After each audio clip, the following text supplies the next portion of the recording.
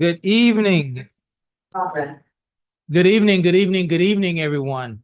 And welcome to the City of Lamarque City Council regular meeting.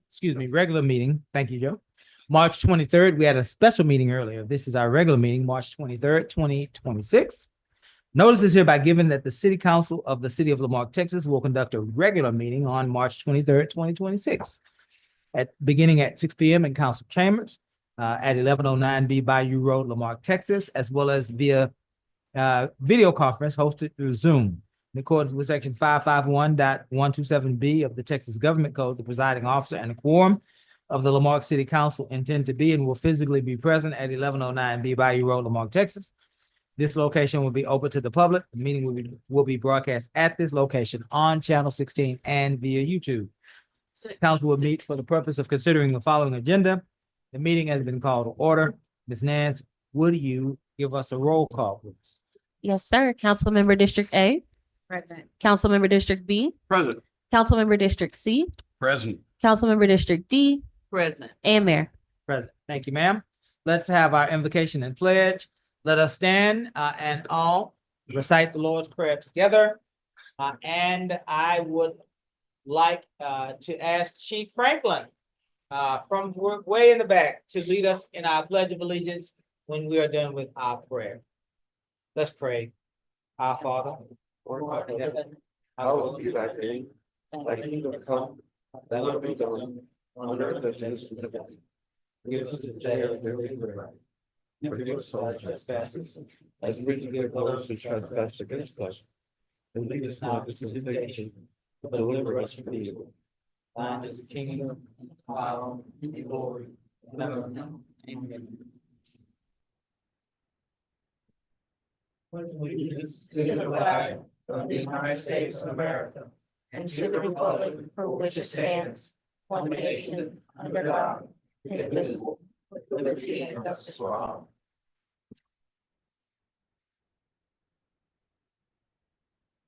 Thank you, Chief Franklin, and thank you to those of us that are here in person and those of us that have prayed with us from their living rooms. Item 4, presentations. 4.1, introduction. Library Director, Mr. Ashley Wellborn.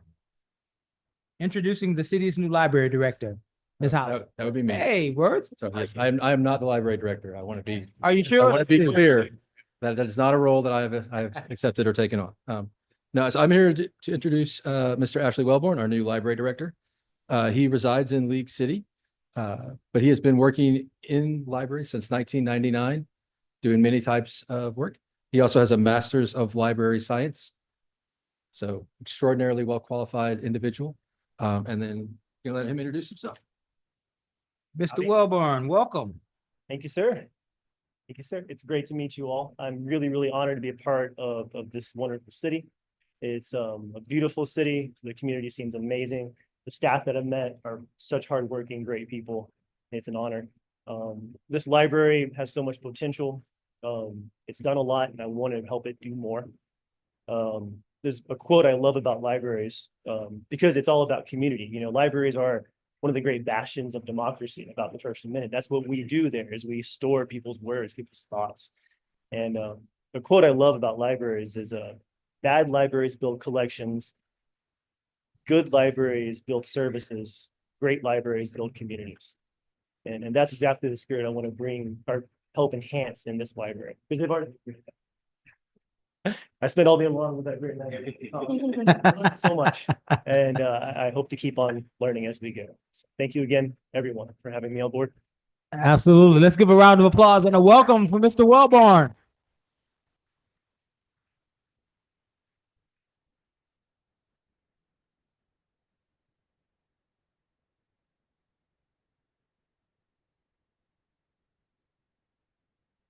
Welcome.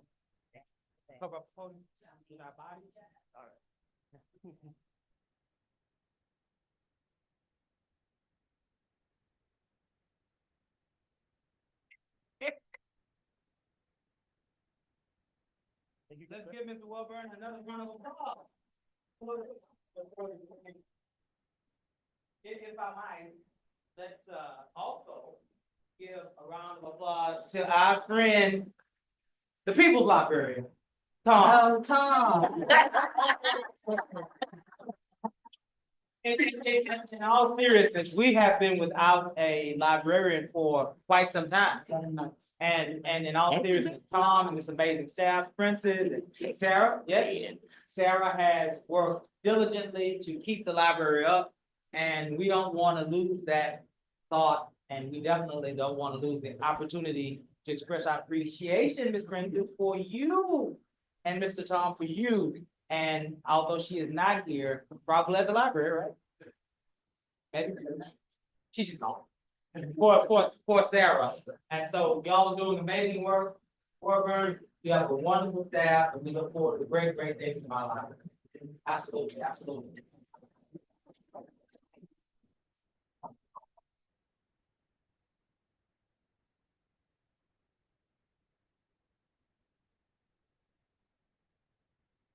Item 5, citizens' participation. Limited to 3 minutes per person. Comments from the public will be heard at this time. Any person with city-related business who has signed up may speak to council, limited to 3 minutes. If you wishing to speak, you give the mayor, the presiding officer, your full legal name, address, and the item you wish to speak about. Compliance with the Texas Open Meetings Act. The city may not deliberate on comments. Personal attacks will not be allowed. Personnel matters should be addressed to the city manager during normal business hours. Press *6 to mute or unmute yourself if you're visiting via telephone. If you're visiting via smartphone, tablet, or computer on the Zoom platform, there should be a microphone icon in the lower portion of your screen to mute and unmute yourself. If you are visiting with us in person, there is a podium at the center aisle with a microphone. There is a timer already on the screen to your left, to your right. If you cannot see that, Ms. Nance will wave at you at about 30 seconds to give you time to what we like to call in the great city of Lamarque, bring your horse to the barn. Are there any persons online wishing to speak? No, sir. We want to also say you are welcome here to express your First Amendment right, but we're asking as a community that we do it, if possible, respectfully. We tend to hear each other better in the city of Lamarque that way. There are persons that have signed up to speak today before us. Mr. Robert Harvey. Welcome, Robert. Name and address for the record, please. Robert Harvey. I'm not going to give my address. It's my Fourth Amendment right. Tonight, my good friend Jason Followell decided to join us. Jason Followell is world famous for being a patriot and his civil rights activism. His public comments have had billions of views across the world and on social media. We also have another world famous person here tonight. Councilman Lowry is world famous for being a clown. Everything that Jason and me are known for in a positive way, Councilman Lowry represents the exact opposite in a negative way, especially when it comes to civil rights and First Amendment rights. He has shown this over and over and over again. He is world hated, and the proof of that is all over the internet. Me and Jason represent free speech, public engagement, and open dialogue. Lowry represents the opposite. He's constantly crying about the decorum rules like he did last week, constantly crying and begging people to report my page like a crackhead, constantly crying. That is a clear assault on my First Amendment right, retaliation, and trying to stop my First Amendment right. Let me remind everyone that he tried to make recording the police in Lamarque a Class C misdemeanor on this very council here. He put it on the agenda. More proof that he hates the First Amendment.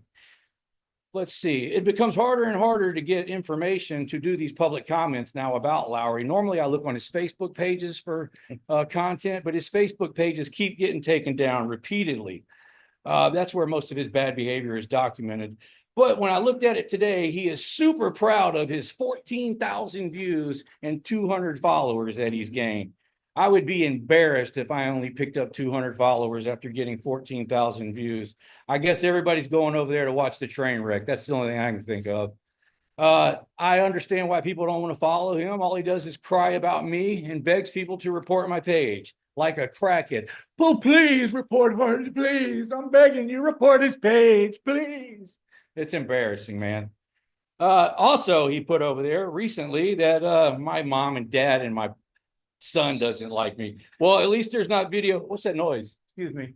At least there's not video of my kid on YouTube saying he hates me like your kid, Lowry. And then at the beginning of the meeting, Lowry, like a weird stalker, asked me how my daughter was doing. Fuck you. You're a piece of shit for that, lying asshole. Asked me how my daughter's doing. What the hell's wrong with you, man? Sorry, Joe. I said I wasn't going to cuss, but this guy asking me how my daughter is, and now I done lost my spot on my speech. Piece of shit. Let's see. 20 seconds. Yeah, you're an absolute joke, Lowry. I gained more organic followers in a day than you've gained in a whole year, loser. 10 seconds. Shut up. He's interrupting my public comment. Can you add me 10 seconds, Mayor, just because he did that? Loser ass. Oh, you said you're going to arrest me within 48 hours. It's been 3 weeks. When are you going to arrest me, loser? Time's up. When are you going to arrest me? Thank you, Ranger thank you, Lowry. thank you, Harvey. Get to the doctor, man. You got mental health issues. Thank you, Harvey. Ranger Lowry. Look at him with his stupid little hat.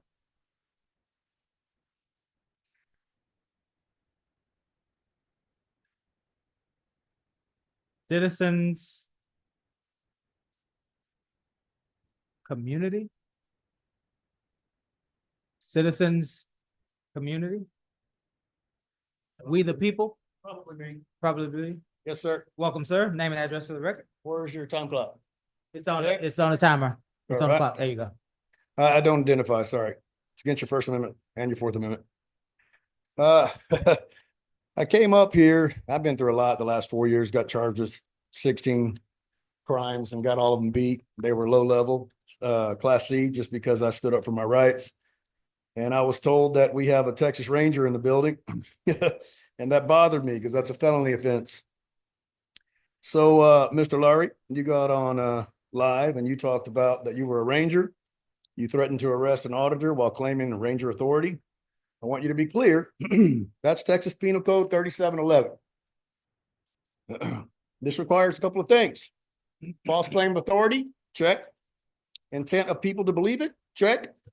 And an act in which you threaten people, right? That's an act. Lowry hit all three. He claimed to be a Texas Ranger. He told the public he would make arrests. He targeted citizens, even Harvey. I heard his name on there. That's a threat. This is impersonating a public servant. Now, I did see that the Texas Rangers looked at this, but this should have been local. So I know you got a new chief police, so there should be an investigation. If there's not an investigation, then your city manager needs to make sure that happens for the people, right? Now, the Texas Rangers said they completed their investigation, but that's it, it's closed. That's not how that works. So I saw the email from that. It's not how that works at all. So the DA is the one that's got to prosecute, not the Texas Rangers. So if the Texas Rangers said it's done, that should show you a big red flag about the Texas Rangers. And your chief needs to do something about that and do an internal investigation. Mr. Lowry, I'm gonna tell you something personal. I hope you learn from it. You can't possibly love anybody until you learn how to love yourself. And the way you act and the way you look, you can't personally love yourself. With that said, all your citizens out there, if you think the guy's gonna work for you and look out for you, look at it. He doesn't care about himself, so it won't happen. Thank you for your time. Thank you, sir.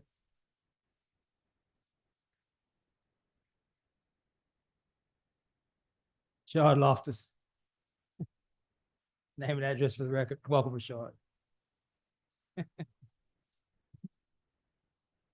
What's funny? All right.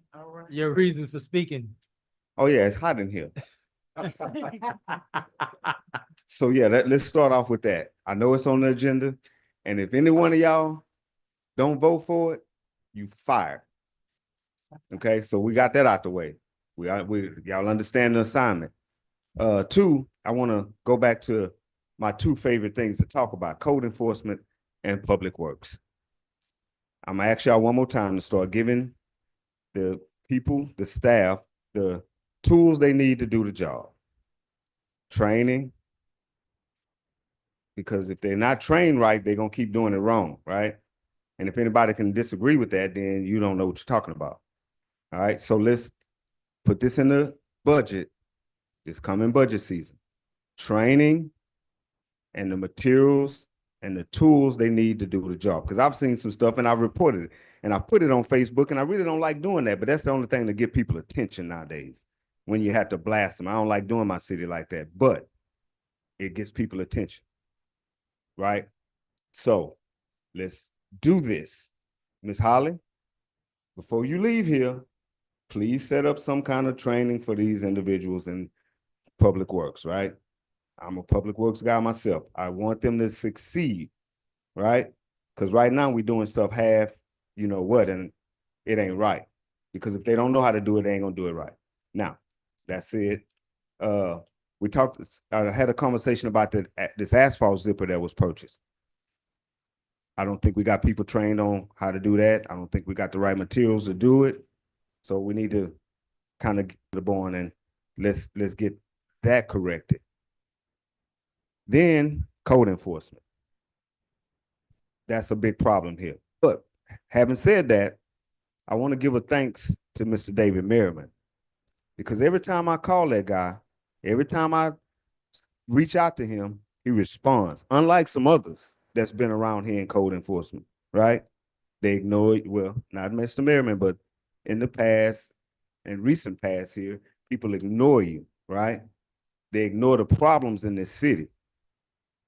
And at the corner of Bellevue and Lake Road, there's a huge problem going on, right? And I want it fixed. Ms. Yancey, that's your district. I want that house cleaned up, because if it ain't, I'm gonna be calling the police every day. The dog's running loose. My grandson can't come out in his own yard and play. It's a problem. Pit bulls running loose, little wiener dogs running loose. The yard got pallets, 10 pallets in the ditch covered with leaves, so that's a drainage issue. So everybody on notice that Loftus want it fixed. Thank you, Mr. Loftus. It was the corner of Lake and Bellevue, correct? The corner, there's a house on the corner of Lake and Bellevue. Mr. Robert Mishich, welcome, Robert. Name and address for the record, please.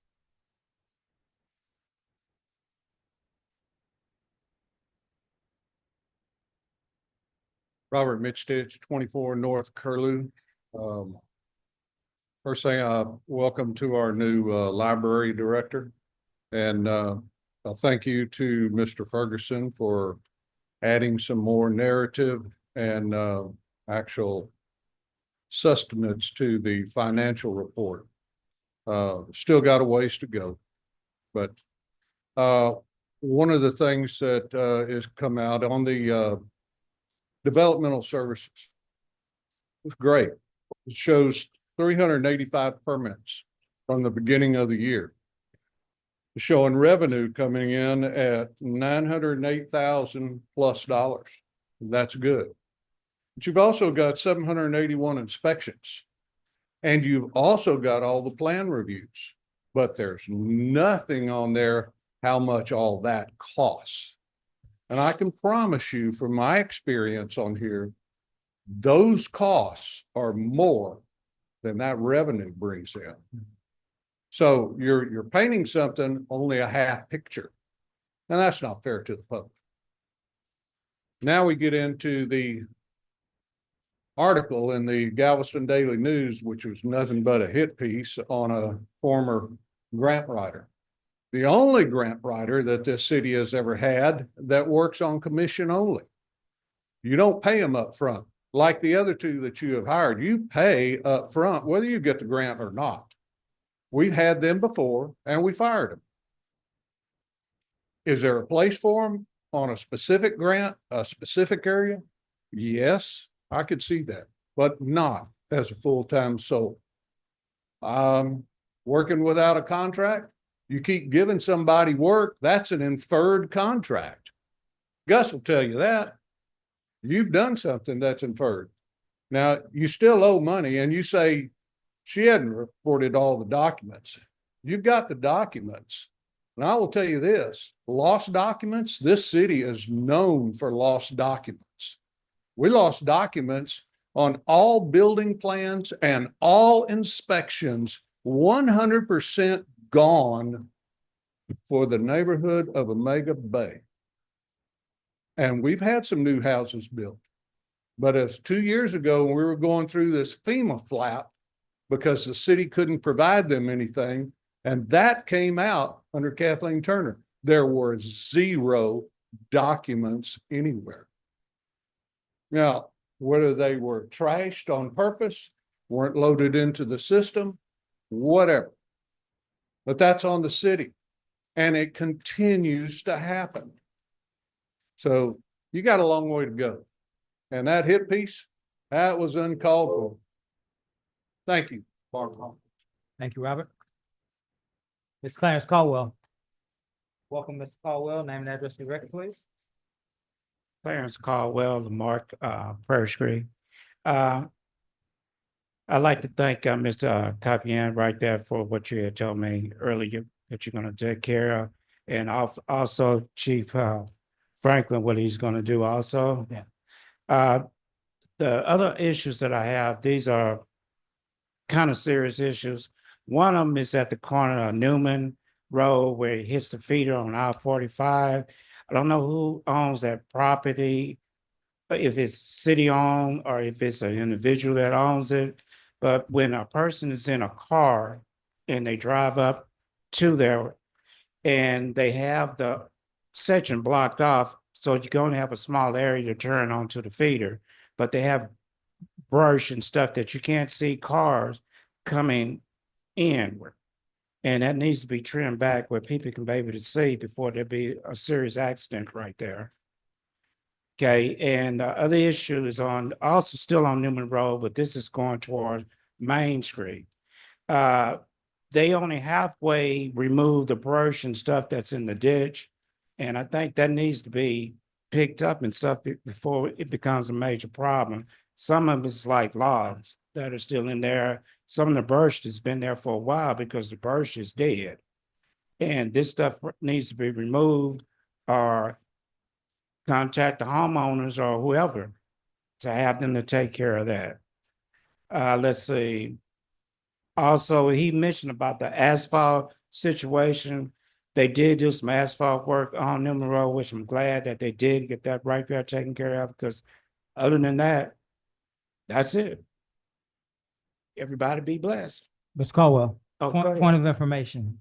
You were talking about dead brush. Yeah, Tell me again the location. on Newman Road. Okay, Yeah, where but- at on Newman Road? Okay, this part of Newman Road, like you're going towards Carbide Park. Okay, I got you. Okay, you have some homes out there that are in the 300 plus area, $200,000 plus area. And it's a shame that they got to live like that. You know, and all you have to do is have somebody just come in there and just remove some of the brush. Now, I know we have some machinery Yeah. that have been down, but when that machinery and stuff gets up, Got you. have somebody come back and trim that stuff Gotcha. back. Gotcha. That's it. Thank you. Thank Mm-hmm. It's all done. Thank you. Mr. Brandon Kentowski. Welcome, Brandon. Name and address for the record, please. Hello, council. Thank you for the 3 minutes. I live on Oak Lawn, Brandon Kentowski, of course. These records, something's wrong with that. The whole officer narrative is gone. Blacked out, comments blacked out. These were my first records requests. That I've been diligently sending emails on, looking up laws. I've gotten the same, some of the same reports unredacted. And it doesn't show any investigative techniques or whatnot. It's like these are being over redacted just because. It's ridiculous. I'm not doing records requests, Ms. Yancey, because to tie up the city. I know other people do that. I'm not doing that. I want to know exactly what's happening.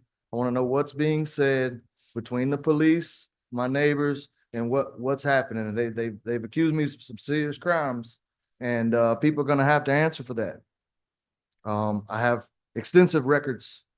So y'all have gotten the email I've sent about what the officer said to dispatch. Boy, that's crazy.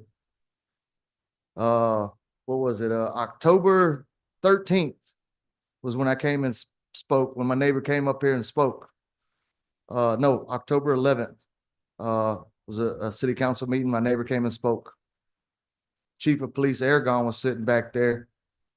I got in his face when I left and I said, do your damn job. 2 days later, he resigned. He knew what was going on. He knew what he was doing. And even though he's gone, I'm gonna try to hold him accountable too. If he had any part in it, I promise you that. And I know he did. I have all the records stating that I was complaining about officers a long time ago, a year. It's almost been a year since I came up here and spoke. I don't know if y'all remember my first meeting. There was darkness all over the city. Yeah, there's still some here. But we're gonna get to the bottom of this. And I just hope y'all do the right thing. I'm not trying to overwork the city. I don't want to tie y'all up. There's enough problems. There's enough problems as it is. Y'all got enough on your hands. So I just want fair treatment. Records released. I don't want to be overcharged for records. I don't have a job. I think it's in the public interest that these records be released. I mean, the police department has a mold issue that's been growing in their walls for years and in their hearts for years too. I got documentation of that too. Thank you. Thank you, Mr. Kantowski.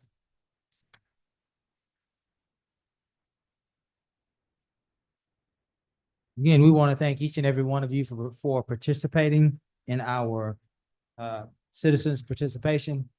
We've heard you. We pray that we would find a way to be able to accommodate your request, but we definitely appreciate you for participating. Item 6, public hearings. Conduct public hearing to hear public input on. We are closing the regularly scheduled meeting at 6:30. And we're opening the public hearing at 6:30. And we will hear public input on item 6.1.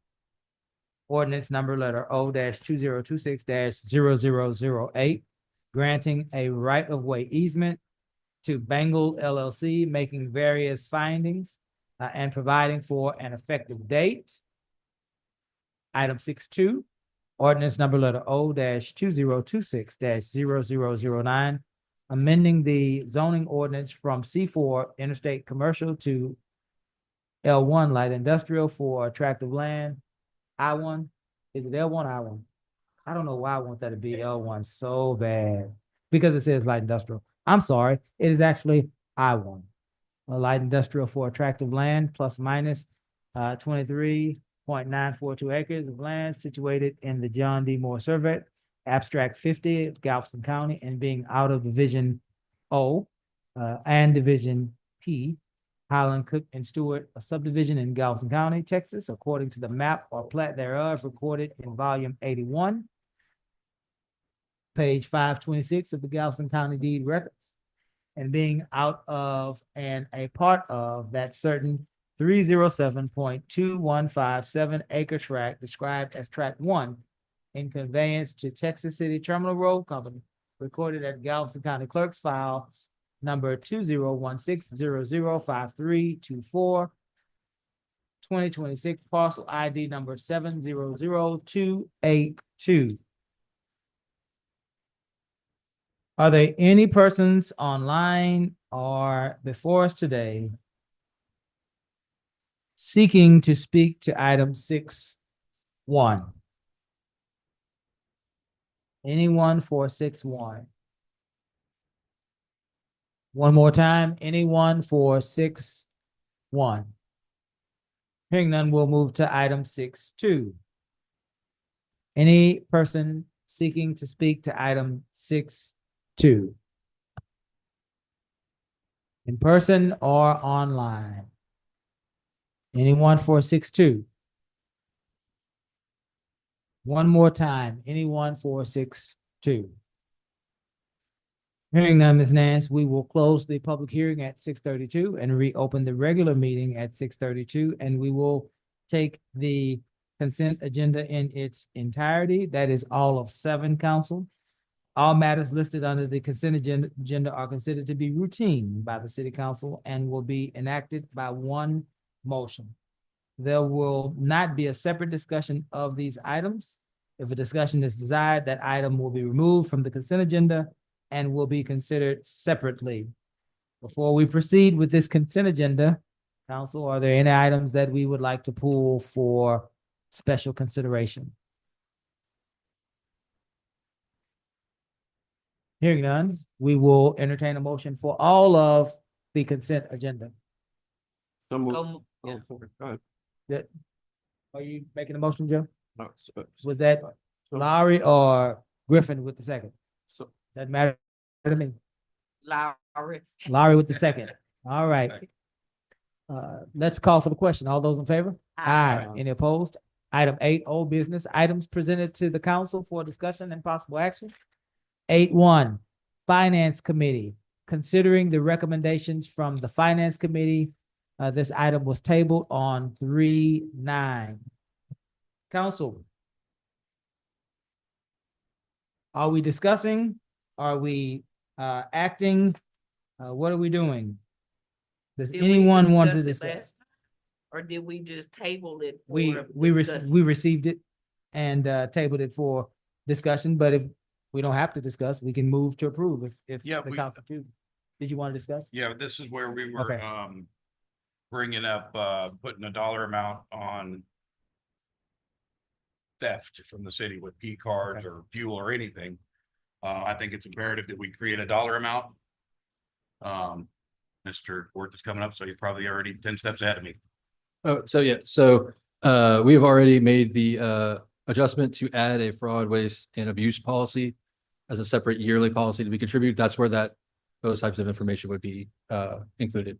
And is there a dollar amount in there? It is not written yet, so there is not, but there will be. And we're gonna set that, and then what about the reporting policy? Who gets to report it? Who's it reported? That would to? all be part of the same, policy. Since I haven't written it yet, I can't say that it's what's in there yet. I think we need to nail that down. But yeah, we'll have a chance to review it as soon as it's written and we move forward with adopting. But to do that, y'all need to accept the recommendations for that to move forward. Accepting the recommendations here will prompt the, Writing of- Specifically number 5, yes. yeah, okay. Were you done, Mr. Law? Yes, sir. Mr. Sure. Confield? Thank you. Just some clarity here. Under item 3. We're going to. Council is going to have to come back. To establish this 90-day hard line for the 90-day operating reserve funds. Is that accurate? That is what the proposal is. Yeah, so the proposal, so we pass this, that'll be something brought back to us. And then for purposes of the $1 million emergency disaster reserves for each general utility funds. Yes, Is that for clarity? Is that saying $1 million for the city reserve, for the general fund and $1 million for the utility fund? that is correct. They're separate funds, so they need separate, both reserves and an emergency. So Are you going to carry that as a separate line item like League City does? yes, it'll be its own Its fully own- separate account, line item, own budget. Piece, all of that, yes. All right, very good, because that's been something that's always been a big concern here. Back, right. I do like the fact that those things are happening. And what's the item 4? And Gus, perhaps you can help me out here on this. Is the council has not established any disciplinary action in the extreme case that now we don't submit the annual audit in a timely fashion. Is that accurate? Yes, or yes, that is accurate. Council has not said, city manager, if you don't do this, this is the consequence. Yeah, I would urge us as a council to make that one of those lines in the sand that we come up with a policy that the requirement that the audit letters dated and delivered meet the requirements set forth by the statute. And that is an absolute, it's an absolute, just to be clear for any city manager going forward. Are you talking about like a formal write-up? Put it in the contract. You put it in the, Yeah. something that has to be Yeah. enforceable. That would be a for cause issue. For cause, there you go, a for cause. This, failure to meet this standard could result, yes. And what standard would that be, Joe, again? Could be, The the audit, In the time of The fashion? yearly financial The audit. deadlines? yes. Okay. And so that would be a parameter we put on the city manager. Yes, Correct. yes, sir. Gotcha. The city So manager. would that go, I know you said a contract, but could you put that into a policy though? So that can just be a Yes, standard? the recommendation here is actually to create a policy that creates a more strict expectation, right? The recommendation is to require it a whole month early. And if it's not going to be that, to provide significant reason and explanation why it would go to the actual deadline. But if y'all want to, as Mr. Mayor Pro Tem said, add an additional piece to an expectation for a city manager. Yeah, That's about all I'm what this looking is. for is, there's nothing that holds anyone accountable. Yeah, that is not Because what that's this recommendation is, but that's, Historically do. We don't hold anyone accountable. And I'm looking for that accountability this time. that's something y'all would need to put into whatever y'all have, but we can include it in the policy that this is a hard line requirement. Okay. Those are my questions. Thanks, Mayor. Anyone else? A couple things I wanted to follow up on. I think Joe made it clear what he's asking. I agree with that. We need to articulate that, Ms. Nance, in the minutes, that is a policy, a resolution that the council needs to adopt, that upon the selection of a city manager, that will be part of the contract negotiations.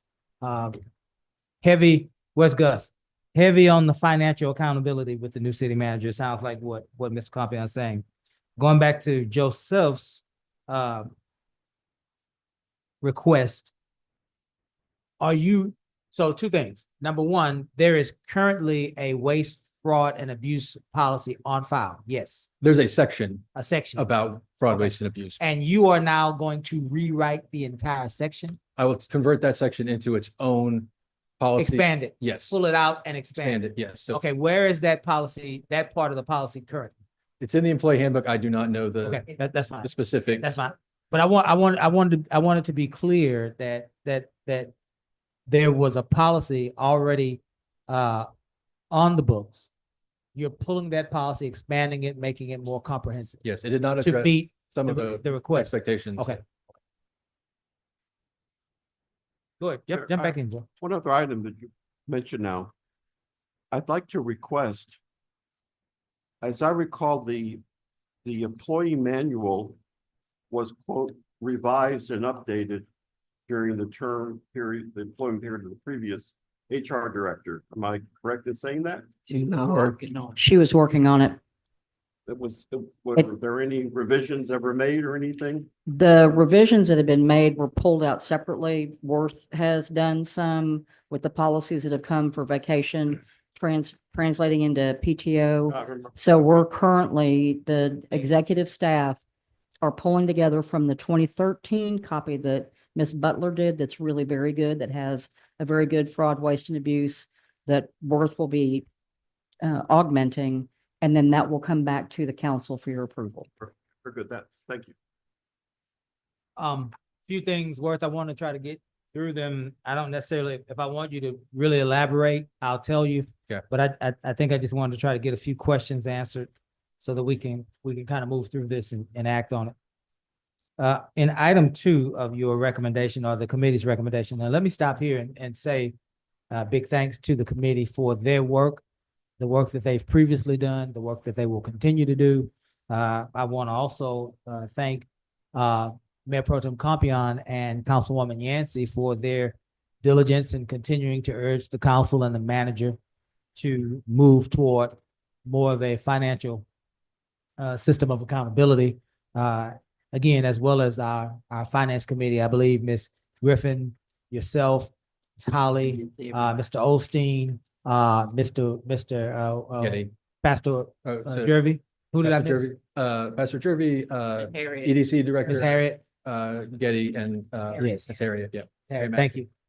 To each one of those persons, thank you for the work that you have done, and we want to continue to move forward with this work. In item 2, you said that we will endeavor to have monthly reports, finance reports.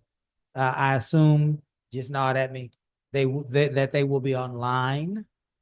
I assume, this is the most important part of this, I assume that they will be accurate, as accurate as they could possibly be with the information that you have at the time, right? Because as information comes in, you can update. Yeah.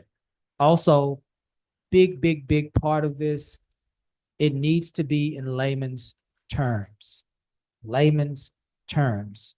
Terms that we all would be able to understand. Along those lines, let me jump around and let me say that I am for the idea of a popular annual financial reporting system. Sounds like yearly, there is a super easy to read report that you could provide for all of our residents that they would be able to see on a yearly basis. So monthly as well as yearly. The idea is that they are as accurate as possible. And the idea is that they are as understandable and as digestible as possible. A lot of times when I try to understand something, I get it delivered to me on an 8th grade level, right? I'm not on an 8th grade level or a 6th grade level, but it's easier to understand and to move forward. I think that that's probably something we should do with our financial reporting so that it's clear and there is no ambiguity involved. One of the other sticklers. Can I make one quick clarification? Absolutely, absolutely. So the revised annual report that you're talking about, the PAFR, that is not provided by me. That is provided by our auditors. It's a separate. The popular? Yes. Okay. It's a separate issuance of the annual financial report. Can we can request that? Yes, in future, no, we can't do it this year because we already have the contract of what they provide. Mhm. But we're going out for RFQ in a couple of months. So not this one because Not we're this one, already because we're already locked in started, contract. Yes. but next year. But next year we can include it in the contract as a requirement. Yes. Okay. So I want to make that definitely a highlight. Here's one of the other things. Overtime. I'm moving that not officially, but unofficially amongst this discussion and amongst council, that we tie our percentage of overtime to our manpower budget. If the flower department has $1 million in human resources earmarked in salary, 10%. Maybe their budget is $100,000 in overtime. I don't know what those numbers are, but Ms. Holly is really smart, and so are you. But we need to tie it to our salaries as a reference point. It may not be feasible in some of our departments. It may be perfect in others, but we have to start somewhere. Along those lines, if there is any overtime that is incurred outside of the normal course of duties, I think that overtime needs to be reported to council on a monthly basis. As a matter of fact, let me say that differently. I think that every instance of overtime needs to be reported to council on a monthly basis. And I think that it needs to be based on what type of overtime it is. If we have a minimum staffing level in the fire department of 8 and 6 show up that day and we hire 2 overtime, then that needs to be a line item. If we then had Bayou Fest and we hired EMS personnel overtime, that needs to be a line item, right? So that we can not only track the amount of overtime that we use, but that we can actually track how we're using that overtime. Because if we are consistently using overtime to meet minimum staffing requirements, then we have just mismanaged the human resource, correct? Correct. So I think that we need, overtime is killing us. And I think that through no fault of the wonderful men and women of the great city of Lamar, but the line item is killing us. And it is an uncontrollable line item that needs control.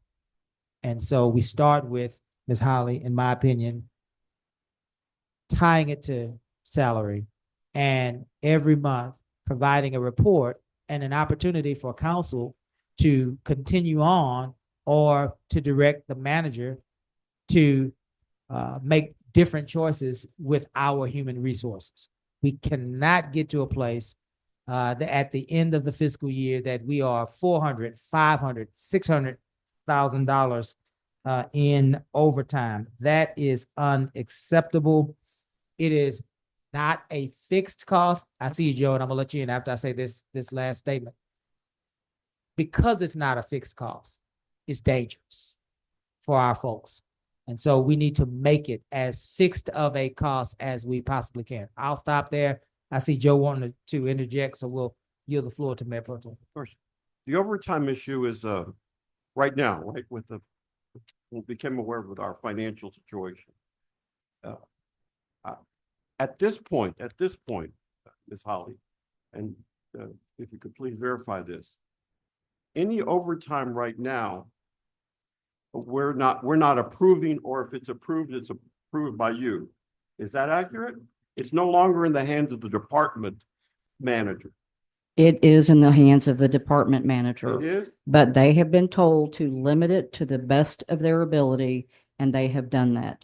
The role of both the finance director and the city manager, we see it after it's been accumulated, but we see it every 2 weeks. And so we can work with the department heads if I'm seeing that looks like there's overtime that is unnecessary or is not part of their budgeted staffing. I want to then suggest, Mayor, perhaps that we continue the rest of this budget year with the same practice in place, and that we start implementing these safeguards that you're talking about with the new budget. Yeah. I think That's good. That's where, because really we're still under this financial exigency situation. And I want to make sure that you guys are working and have that. Everybody understands within our department heads that we still are not opening the door to overtime. And overtime is something to be very, very cautious about as we proceed for the rest of this budget year.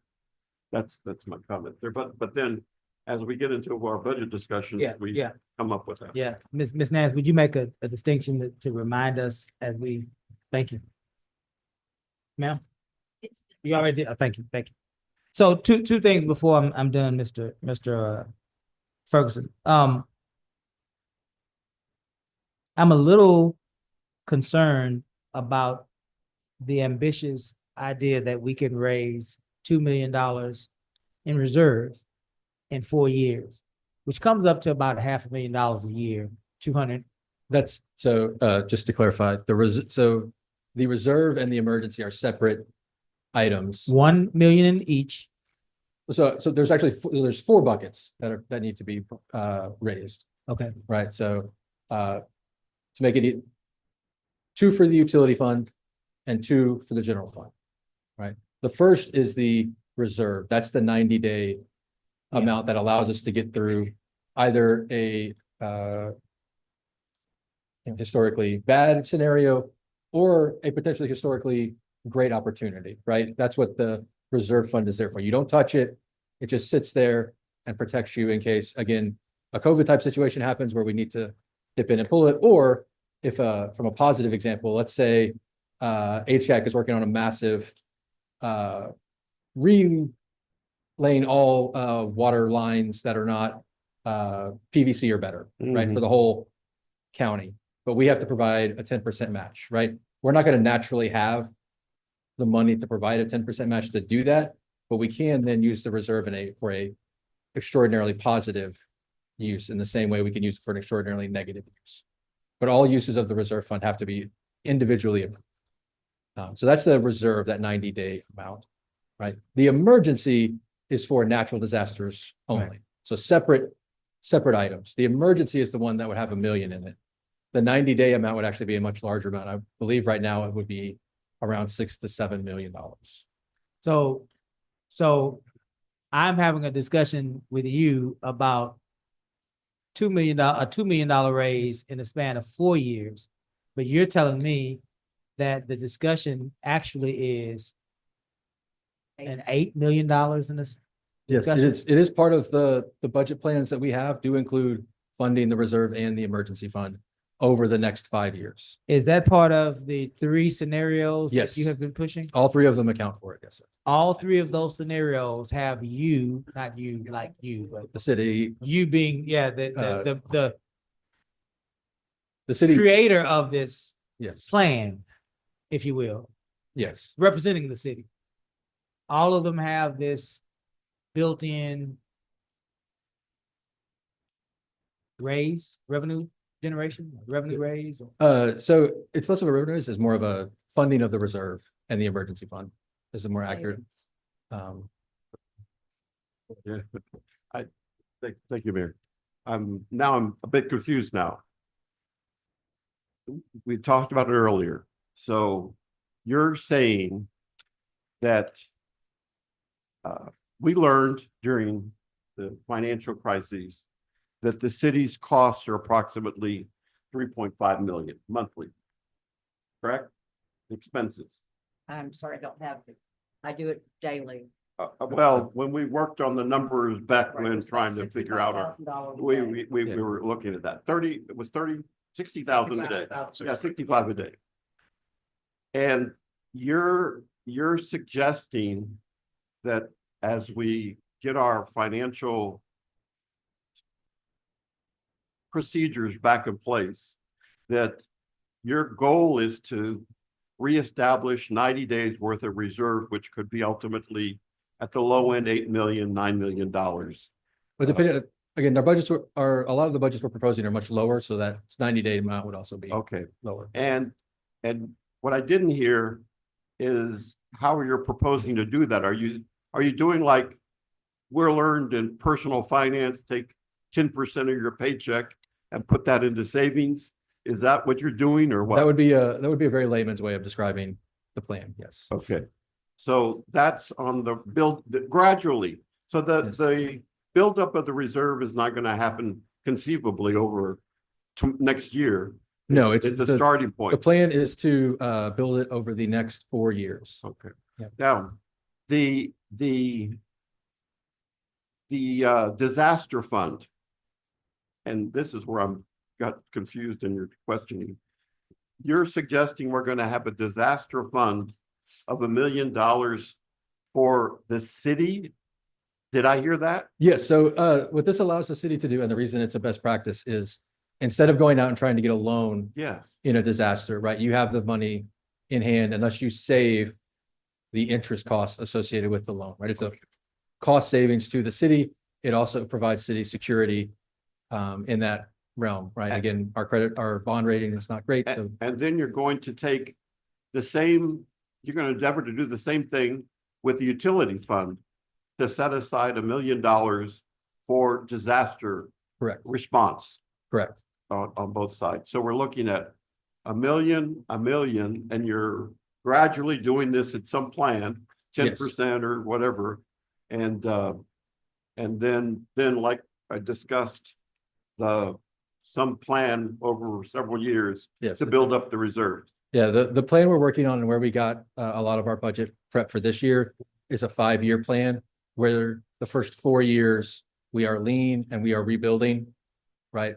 The reserve fund, the emergency funds, but also just the city itself, right? Reestablishing, securing, and then in the 5th year, being able to then move forward with. Here's my question to help me out in great minds. Having knowing our city, you talked about it earlier. We have turnover. And what does council have to do, at least this council, to implement that plan so that subsequent city managers, subsequent finance directors come in and say, oh, we're not going to worry about this anymore because we have this great need over here. But honestly, Gus, you've answered this question before. Each council can change it. Yes. They so desire. Yes, Right? if this council tells the city, and Miss Holly has said it, if y'all provide direction to her, to the person in her chair, and they don't do it, then it is incumbent upon y'all to correct that. Yeah. And Miss Holly has said that. But you can also put, and Gus can correct me if I'm misstating this. You can create an ordinance that says that is the expectation, right? That occurs, and then that establishes a precedent. I know it's not for a while, but you can also eventually add it to charter, right? Where there's an actual charter requirement that there must be a reserve fund. And if the reserve fund is used, it has to be refilled in X amount of time, right? All of those things, y'all can establish what the rules are. If it's a resolution is overridden by the budget every year, right? So that loses a lot of its teeth. Ordinances. So the budget is also adopted by ordinance. That's why in years past, when there's been, we'll just have a policy. That's great. Having a policy is great, and having the policy to set the expectation with your staff is great.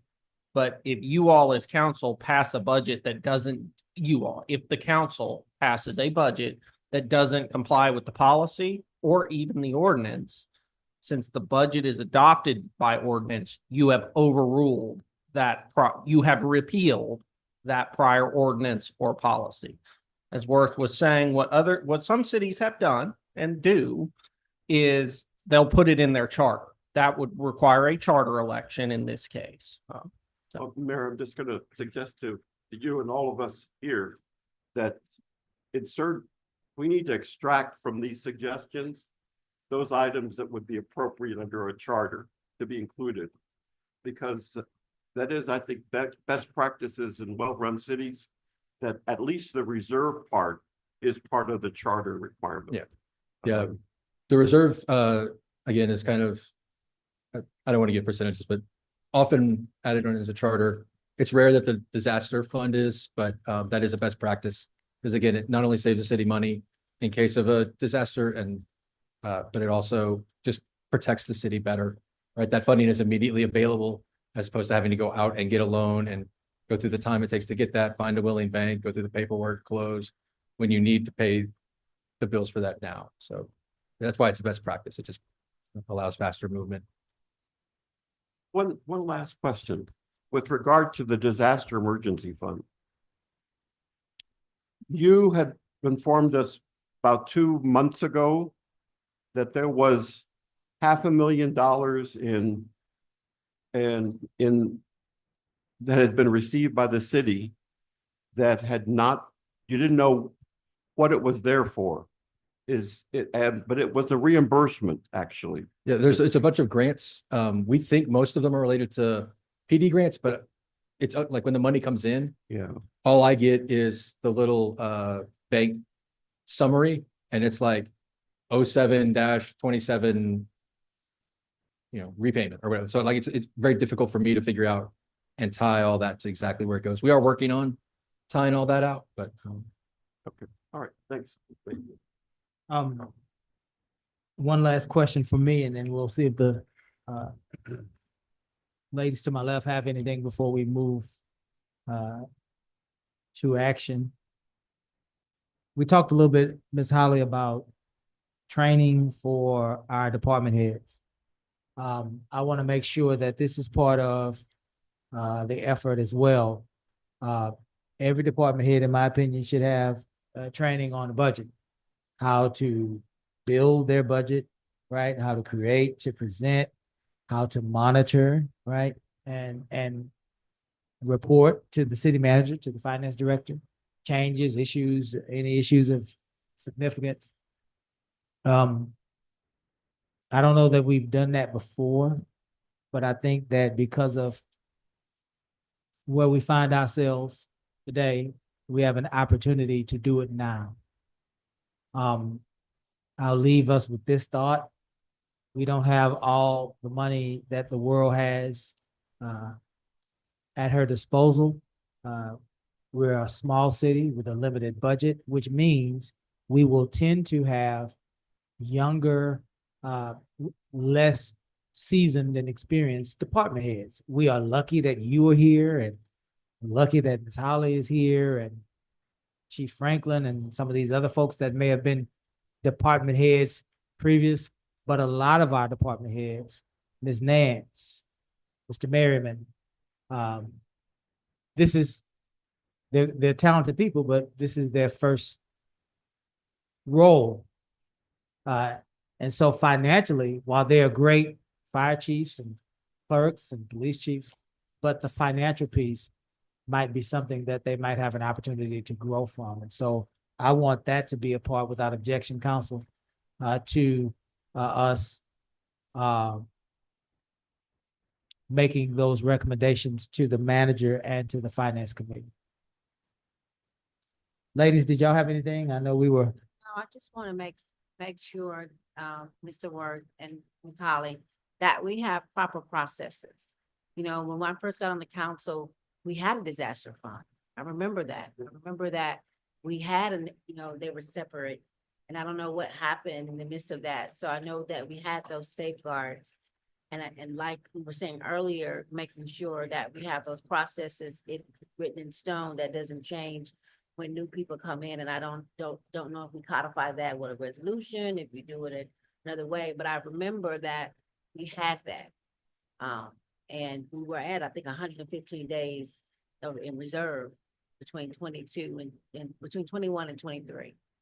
And what I have learned is that we really want to make sure that when we ask for things, that we get it, that we just, we just have to, because we've been saying it, but it makes a difference when you have it. And I think the training piece, especially for our long-term employees, that we know they're going to be here, they live here, they want to stay here, to know how to do those transferable skills, right? That they go from department to department and understand that piece about finance.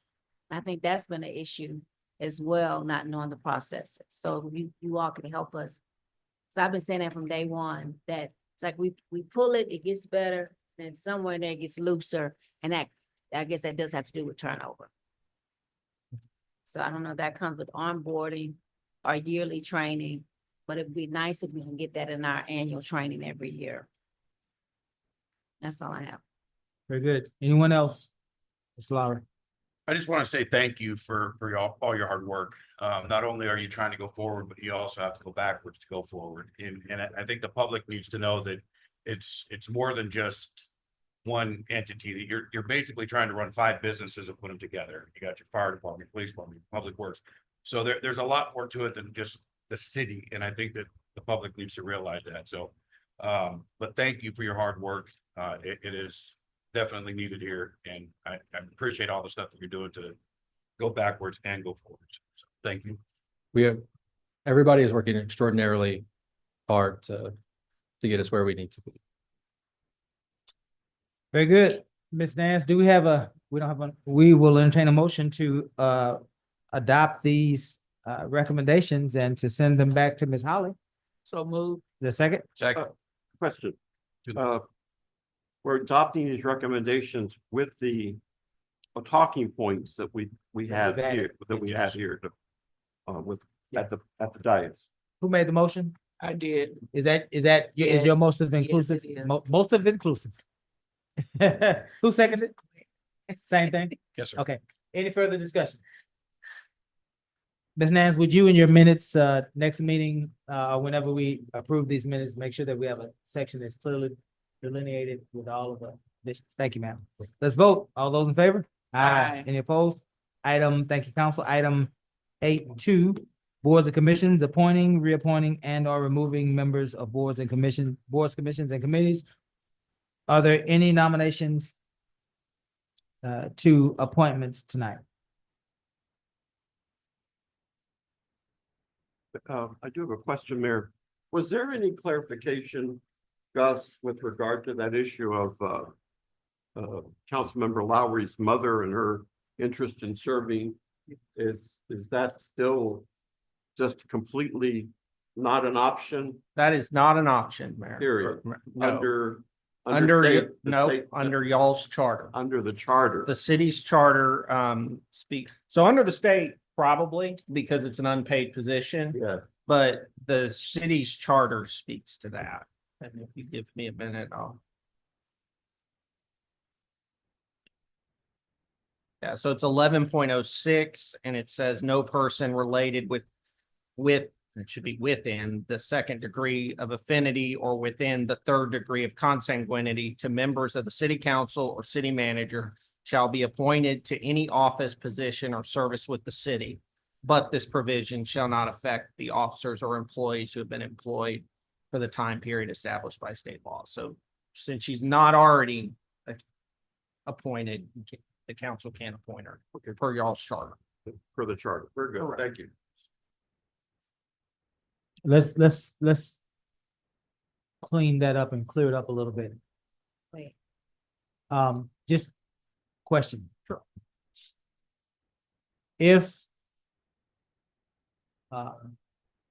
there was an employee, let's say working in in Public Works, and maybe their last name is Pennington, maybe it's David's son, and then David wins a seat on the council, would that employee still be allowed to remain? Yeah, that is not impacted by this section. There's a separate section of the government code that allows people, and there are time frames, but if they've been employed for a certain amount of time, then their employment can continue. Yes. Thank you. I have a. Yes, ma'am. And that's the same thing for board members as well, not just employees. Board member, so if, I'm sorry to pick on you, Mr. Lowry, because. You can't pick on me. If it was the mayor pro tem's mother who was on a board and then he was elected, that would likely be okay. So if the election comes first, the That's problem the starts to happen. But if the appointment or the hiring comes first, then it's Yes. different. Okay. Yes, sir. I just want to clear that up. There was some misinformation about me being on council and my mom being on a board. We were both, before I was on council, appointed to two different boards. She was on boards of adjustment. I was on Keep Lamar Beautiful. So I want to make sure that we clear that up, because that was a point of misinformation that was out there. Because what you do for one, you have to do for all, and you have to go by the rules of the city. Thank you. Thank you, ma'am. Are there any appointments, reappointments, or removal of boards, commissions, and committee members? No, I do have a question for ADC. Do we have appointments for that this year? There are no appointments for EDC. I thought it was 2026. That would be the end of the year. Oh, at the end of the year. Okay. Their term ends at the end of Yes, they 26. end in December. Oh, in December. Okay, thank you. Anyone else? Let's move past item 8.2 to item 9, new business items presented to council for discussion and possible action. 9.1, public information policy, approving the draft public information processing policy. Is this, Ms. Nance, are you leading this, or is Mr. Knable leading? Oh, we can do it together, honestly. Doesn't matter to me, whoever wants to start. And Um, what is this in response to? This is in response to your request last time, Mayor. Okay. You had asked Ms. Nance and I to bring to y'all a memo slash and or policy on the internal processing of public information requests. So we generated the policy that and it was circulated amongst staff for comment. And then I also included a flow chart, a visual aid, for lack of a better term, if council and for council's review and comment. Very good. Did you want to, before we let Mr. Lowry in, did you want to entertain questions? I'm here We for all- questions. Yeah. Okay. Go ahead, Mr. Lowry. If we could move this till next meeting, I want to talk to some more people in other cities, municipalities across Texas. There's just some other issues I want to look at. Would you like to, so you're saying that you'd like to table it? Yes, sir. Okay. Before we entertain that motion, Mr. Lowry, let's see if anybody else has any first thoughts on it, and then we'll come back to you for a table. Ladies, Ms. Holly, does anybody else have any comment? I see you, Mayor Pro Tem. There are a couple of changes that I had requested that I would like to see, and we're trying to lessen our reliance on Olson & Olson, and they have promised us templates. So if it's a routine issue, that the city clerk does that, and that she has more of an oversight role in police, but we'll get that corrected before this comes back. Very good. So we do need. Mayor Pro Tem, did you have something? Yeah, I don't mind tabling it, but I did have two items. For it. On your flow chart, Gus, Yes, sir. it's that part that, where the request has come in, see where, and then, it says legal counsel, it's an item, but city clerk sends records to legal counsel saying that you believe there's an exception to disclosure. Do you see that part? I see. Are you referring to just regular city? Yes, I believe I do. There Yes. to the right. Yes, sir. And then you go down and the city clerk sends records to legal counsel. What I don't see there, which I think would be very helpful, is in the interest of letting our residents or the person making the inquiry know at that time that a letter is sent to the inquiring party. So Because I do see it further down, but I think it's more appropriate, at least a very short note saying we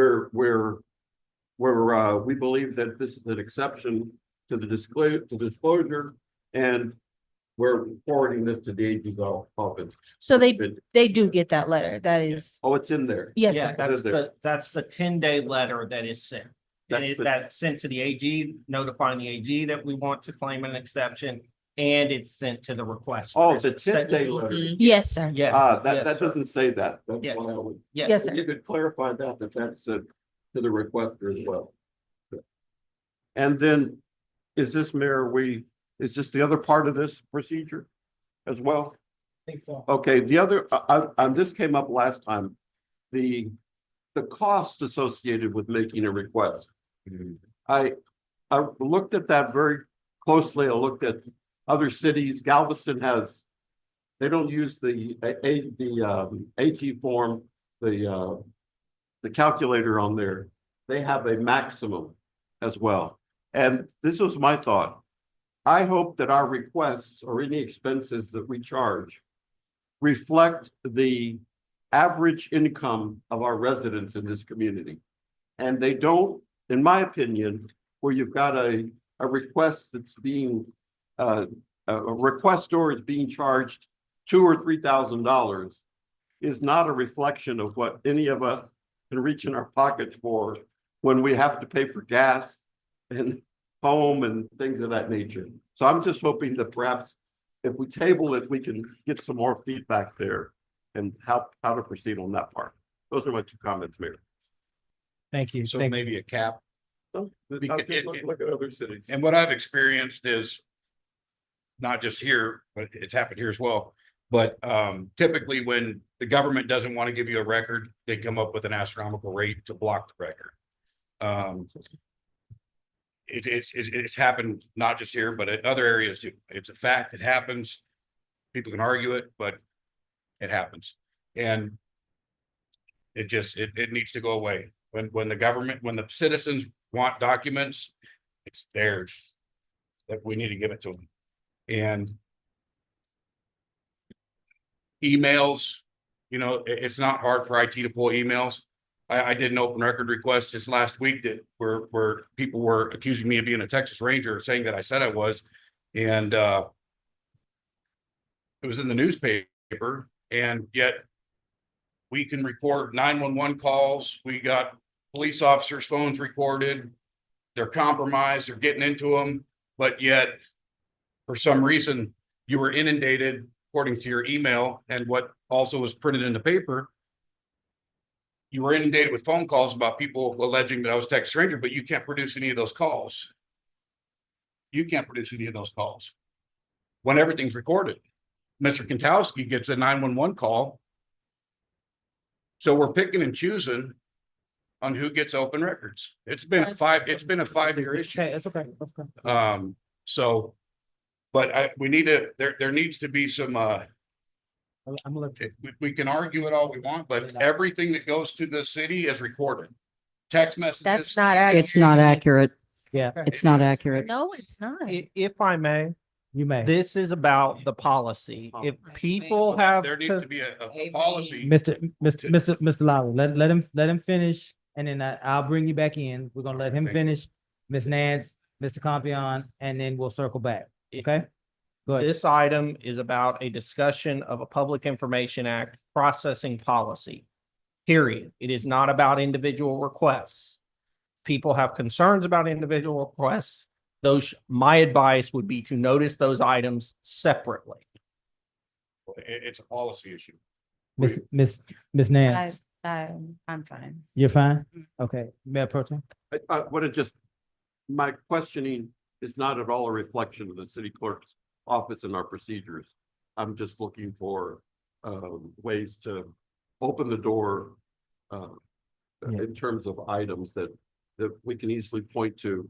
Yeah, you're noticed and things of that nature. So thank you. No problem. Just to clarify your question about the charges. So typically before a large charge like that, if you look through the flow chart, we try to send a clarification to get them to narrow the request, which will alleviate some of what that is. If they choose not to narrow the request, I mean, that's their choice, but that's what makes. Guys. Sorry. No, you're fine, but they can't hear everybody cross talking. So we're gonna let Miss Nance continue to have the floor, and then we'll circle back so that the people that are listening out here can hear the whole and follow the whole conversation. Proceed, Ms. Nance. Right. No. I was just saying, as a part of the flow chart, when we do that clarification letter typically comes before the cost estimate. If it's, something small, then if it's specific, then that's just what it is.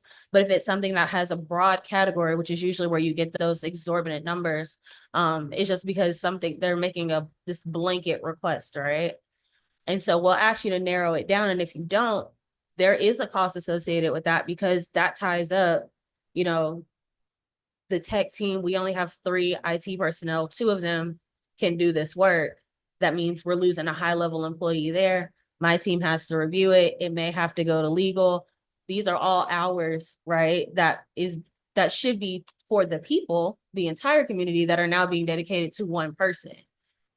And so the taxpayers shouldn't necessarily be burdened with paying for that when they're not receiving those services at that time. Does that make sense? So, Mr. Lowry, did you want to, you and Mr. Knable were having a discussion. Did y'all want to bring that discussion forward to the entire council, or were y'all done? I guess clarification on asking people to limit their requests or to narrow their requests. My understanding was that's not something that we can ask them to do.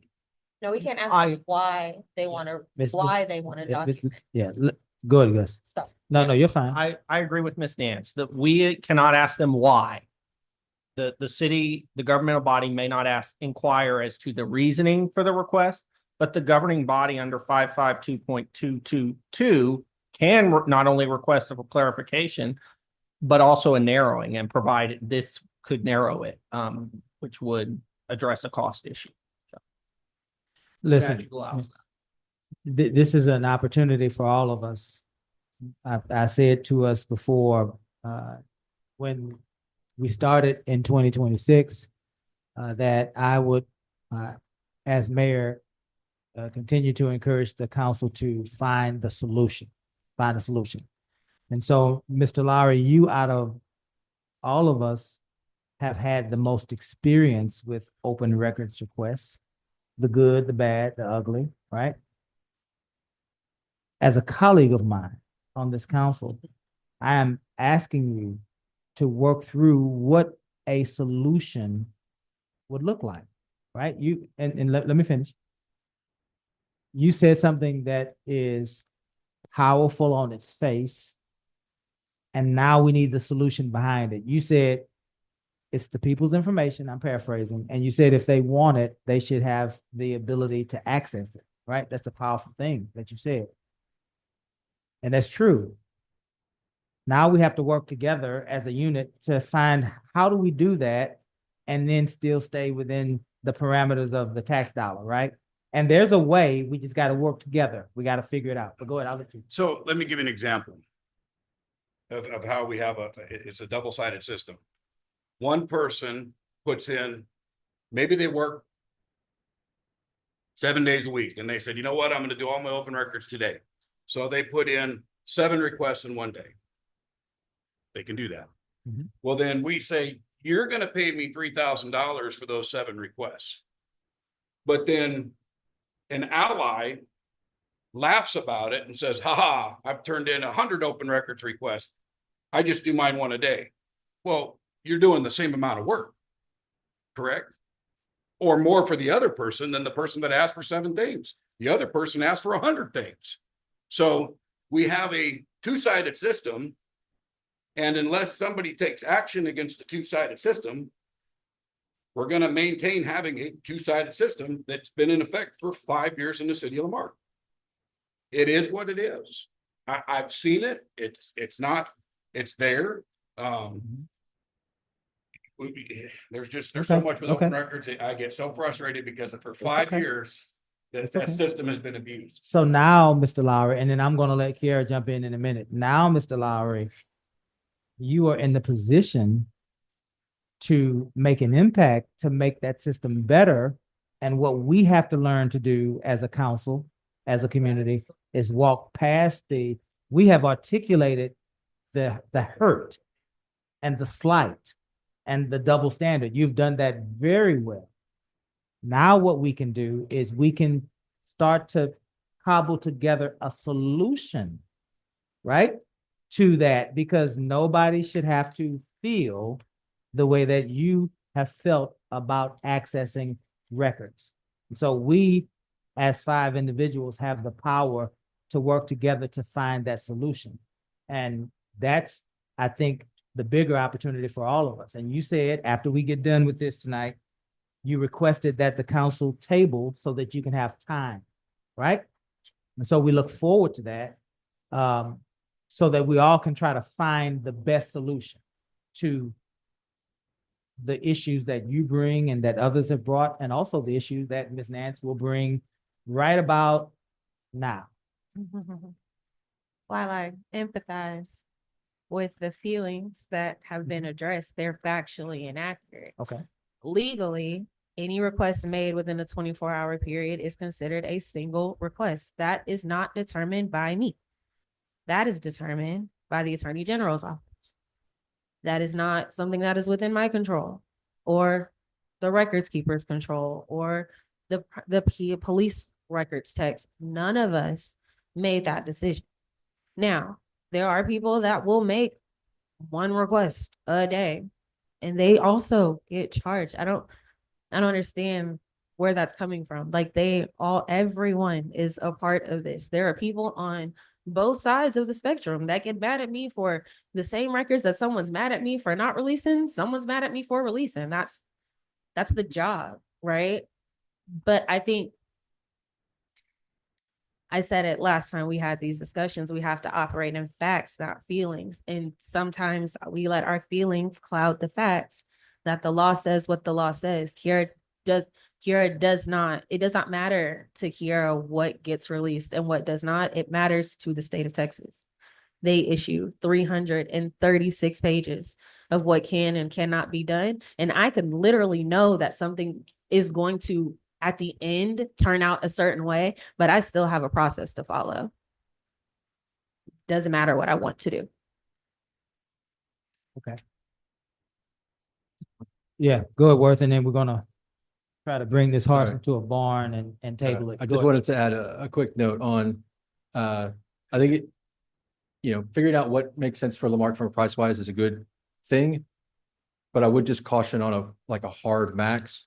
Somebody could come and literally request every document with a dollar sign in it for the last 30 years. And having a cap of $200 means we're gonna have to go through every digital file, every physical file.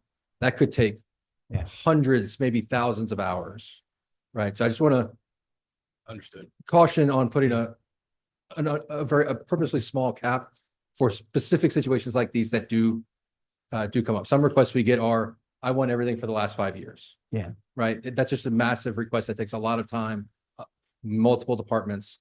So we just want to be aware that sometimes those come in. And if we say we can't charge more than, again, $100, then now we're taking potentially thousands of dollars of salary resources and only recouping 100, right? Again, I'm not saying there should be a cap. We just need to be very careful about this, what we tie ourselves to in that scenario. Yeah, for sure, for sure. I think we have a lot to think about. I'm sorry. question. I think it's finally starting to sink in. So what I'm hearing is that over the years, the number of requests have increased. And so now it's taking more personnel time, and it does cost the city because it's taken personal time. So the issue is, how do we fulfill those public information requests and not incur the cost that we can't afford? Okay. So that's the solution we as a council need to come up with. We have to work through. Okay. Right. We have to try to provide as much as we can that is legal for us to provide, as efficient as possible. And that's why we're elected, to try to put our heads together to come up with a solution that'll benefit all of us and our community at large. So you wanted the table? Yes, sir. Okay, and so are you making that motion now? Yes, sir. Is there a second? Second. There is no conversation on the table. All those in favor? Aye. Any opposed? Thank you, council. We are now at 9.2, emergency expenditure. Where is Mr. Loftus? He's gone already. 9.2, emergency expenditure, ratifying an emergency expenditure not to exceed $50,000 to replace air conditioning units at 1109B Bayou Road. I don't think that we need any background information on that, Ms. Holly, but go ahead. So moved. Is there a second? Second. Any discussion? Did you want to add something, Ms. Holly? We just teasing. Well, let's call for the vote. All those in favor? Aye. Any opposed? City manager's report, submitted report to update council and the community on the standard operations of the city. This report can be acknowledged as a whole or discussed at the pleasure of council. Council, as always, I will call numbers. If you want to pull that item, just let me know. 10-1, February. Yes. All right, that's Miss Tanya. 10-2, Developmental Services Report. I would like to see. You want to see that, Ms. Yancey? And 10-3, Finance Report. I have a question. You have a question about that? And 10-4, City Clerk's Report. I'll just probably ask you to clarify. Earlier, Mr. Kantowski talked about some redactions and how some were and some weren't. If you have anything to add to that, I'll ask you. You don't? Okay, very good. Then I'm not going to pull 10-4. Let's then go back to 10-1, February 2026 municipal court monthly stats. Ms. Griffin. I'm not sure, but I think we've had this conversation before. I'm getting called from residents about community service hours. And I have asked a question about whether our courts are allowing residents to do community service hours. Is Lamarque, So are yes, we telling them that we have things for them to do in the city? I mean, what's happening with community service hours? so community service is offered if payment is not possible. Mhm. They can do community service to compensate for the lack of payment. Okay. I could get you the rate, but I don't remember it off the top of my head. I do not know if we are providing list of opportunities or not. We're not. Then I can work to come up with something to help provide opportunities. Yeah, and Yeah. in the past, we used a litter bus. That was a form of. Yeah, community service. it's not just that, it's a. So we whole would want to, yeah, we would process. want to provide a not an exhaustive, but a extensive Right. list of items. They should be either in the city or for the benefit of the city Okay. and not the benefit of, another city, right? That Right. kind of defeats the purpose of Got it. repaying the city. Right. So, Okay, I can speed this along. okay. I want to know if when residents call that need community service hours for whatever traffic tickets they got, if we are doing events in the city, is there a form that there's a form that they're given, but I don't think the city is listed as one of the volunteer agencies. Are they gonna allow them to use those community service hours? So the city rarely offers like that we host community events that would qualify for community service. But there is a form that has to be filled out when they do go to community service. So in City of Texas City, they do give a list of agencies where people can serve out and fill out a form. I think that's probably another process that we need to have. I think that's what she's suggesting, is that we need to have a process in place so that if there's work on the streets that our workers can do, or in District A or whatever district it is, maybe we get a process and a plan in place for that you can present to council. Yes, we will put together a plan and bring it towards council in the near, I don't want to promise next meeting, but in the near future. I'll let Joe in, but it was really a thing that I think the residents appreciated, was the litter bus. And they would just drive down streets, park, and they would clean, I guess maybe on a Saturday, The Dollar Tree. X amount of streets that they would do. So that's what Ms. It is. Griffin is referring to. Did you? Okay. And that's, we used to do that. That people Lamarque beautiful, but it wasn't it was them coming in and just making a JPs known. Like when I served as JP, we knew I could assign, go to the city of Lamarque. You can work this off there with, so it's just an awareness by the different courts, county judges. Yeah, I in the past, the court has required that city and has mentioned the litter bus would keep Lamarque beautiful. I don't know what is going on now, but I can ask. And I will once again question, I see Judge Pettyjohn's name on here, and I see Stacy Froschner's name on here. The state has to change that, sir. We have made them Oh, aware of it. they- Yeah, okay. we are paying attention to that, but they have to make the change to the Yeah. form. Thank you, ma'am. Thank you. Yes, sir. Very good. Item 10.2. Thank you, Mr. Ferguson. 10.2, Developmental Services Report. That's Ms. Yancey. Yes, I just had a question. when it came to what former Councilman Robert Mitchell asked about development services and saying that it doesn't match, could you explain? or I think rebut he said that for me? it was telling half the story. So the 781 inspections that were completed, those are done by an outside third-party agency.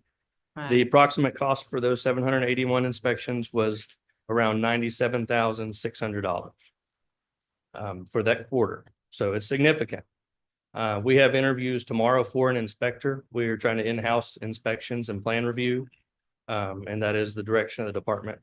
So we hope to get that savings back. But overall, it was an active department. There was a lot going on. And in the past, we've been lucky to have the third-party agencies, which we'll keep as a standby and as a backup. Okay. Because this is what I often wonder, Holly. If you have a project that's $101 million, which is the high school, and they have to do all these permits. I know there were some things that we, didn't charge them for, but the city had to pay. That message has not really been communicated, so I would love for us to articulate what the city has done for TCISD. Because that part of city government, they don't know. And basically trying to understand, because this department was that department for the last 2 years that it kind of come up short in comparison to other years.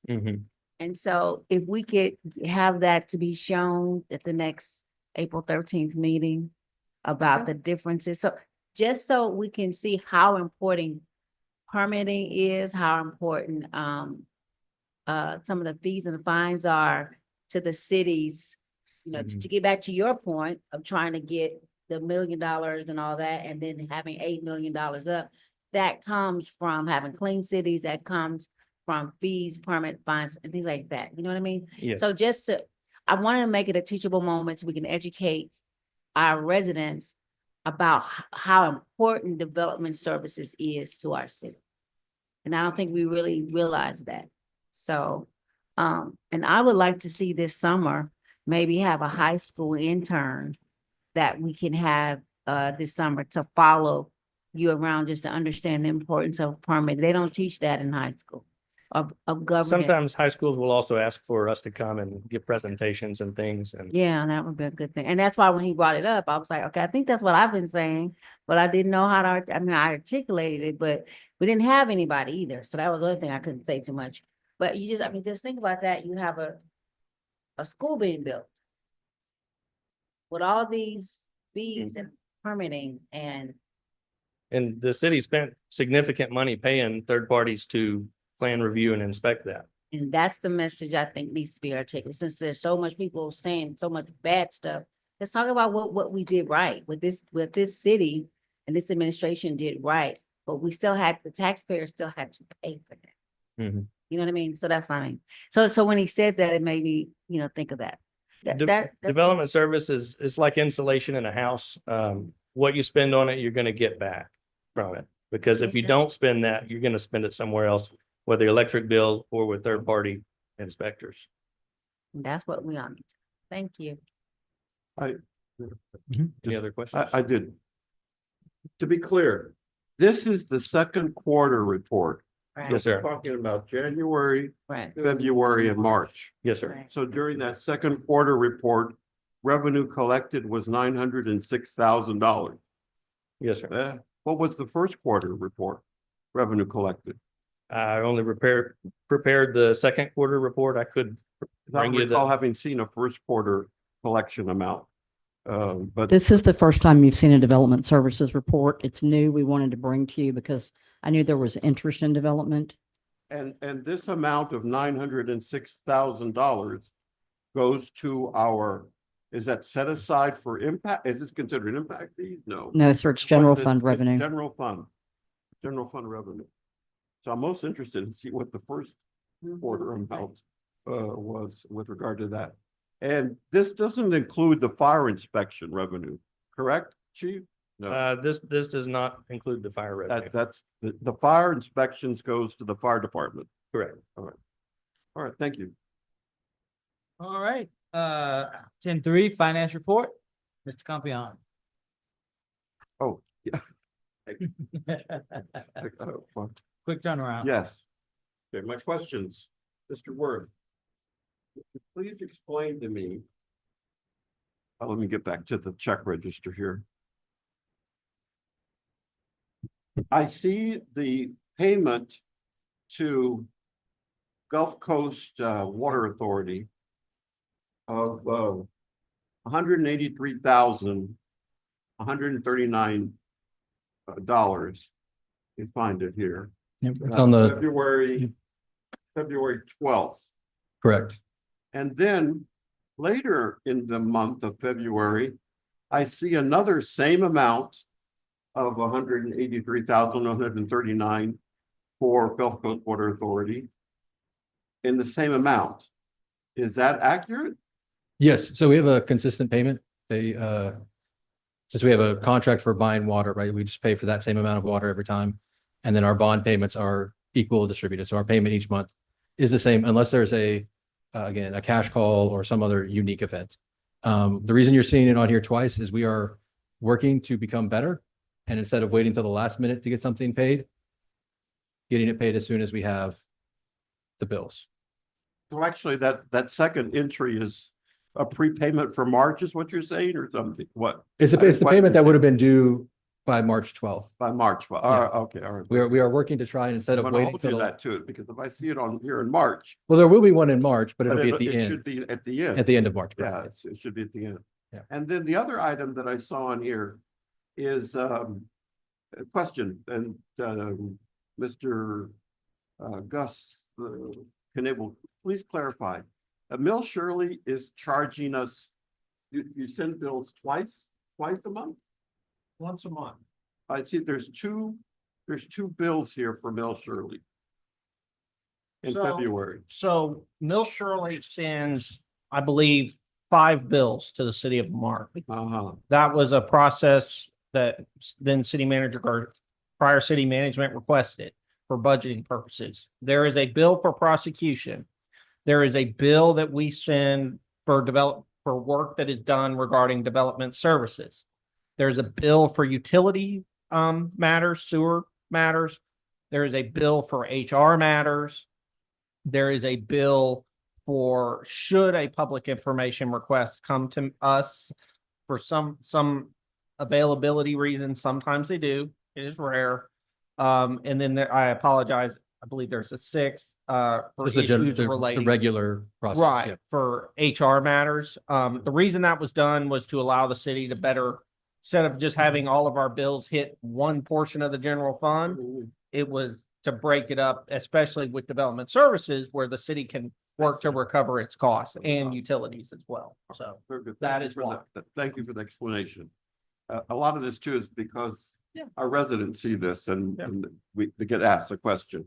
And then the Lloyd Gosling Rochelle, that's an attorney as well too, correct? Yes.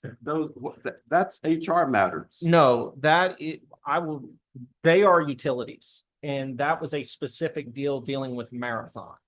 And the recommendation was to utilize them because it was an issue that dealt with the Railroad Commission. They are in Austin, and had the institutional knowledge in dealing with Marathon. In fact, y'all, I think they were able to get you 3 times what Marathon initially offered.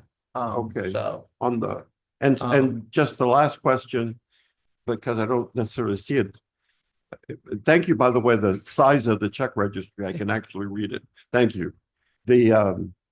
Are we still receiving the payments from Republic for the monies coming from the landfill? The water. I will have to look. I don't know off the top of my head.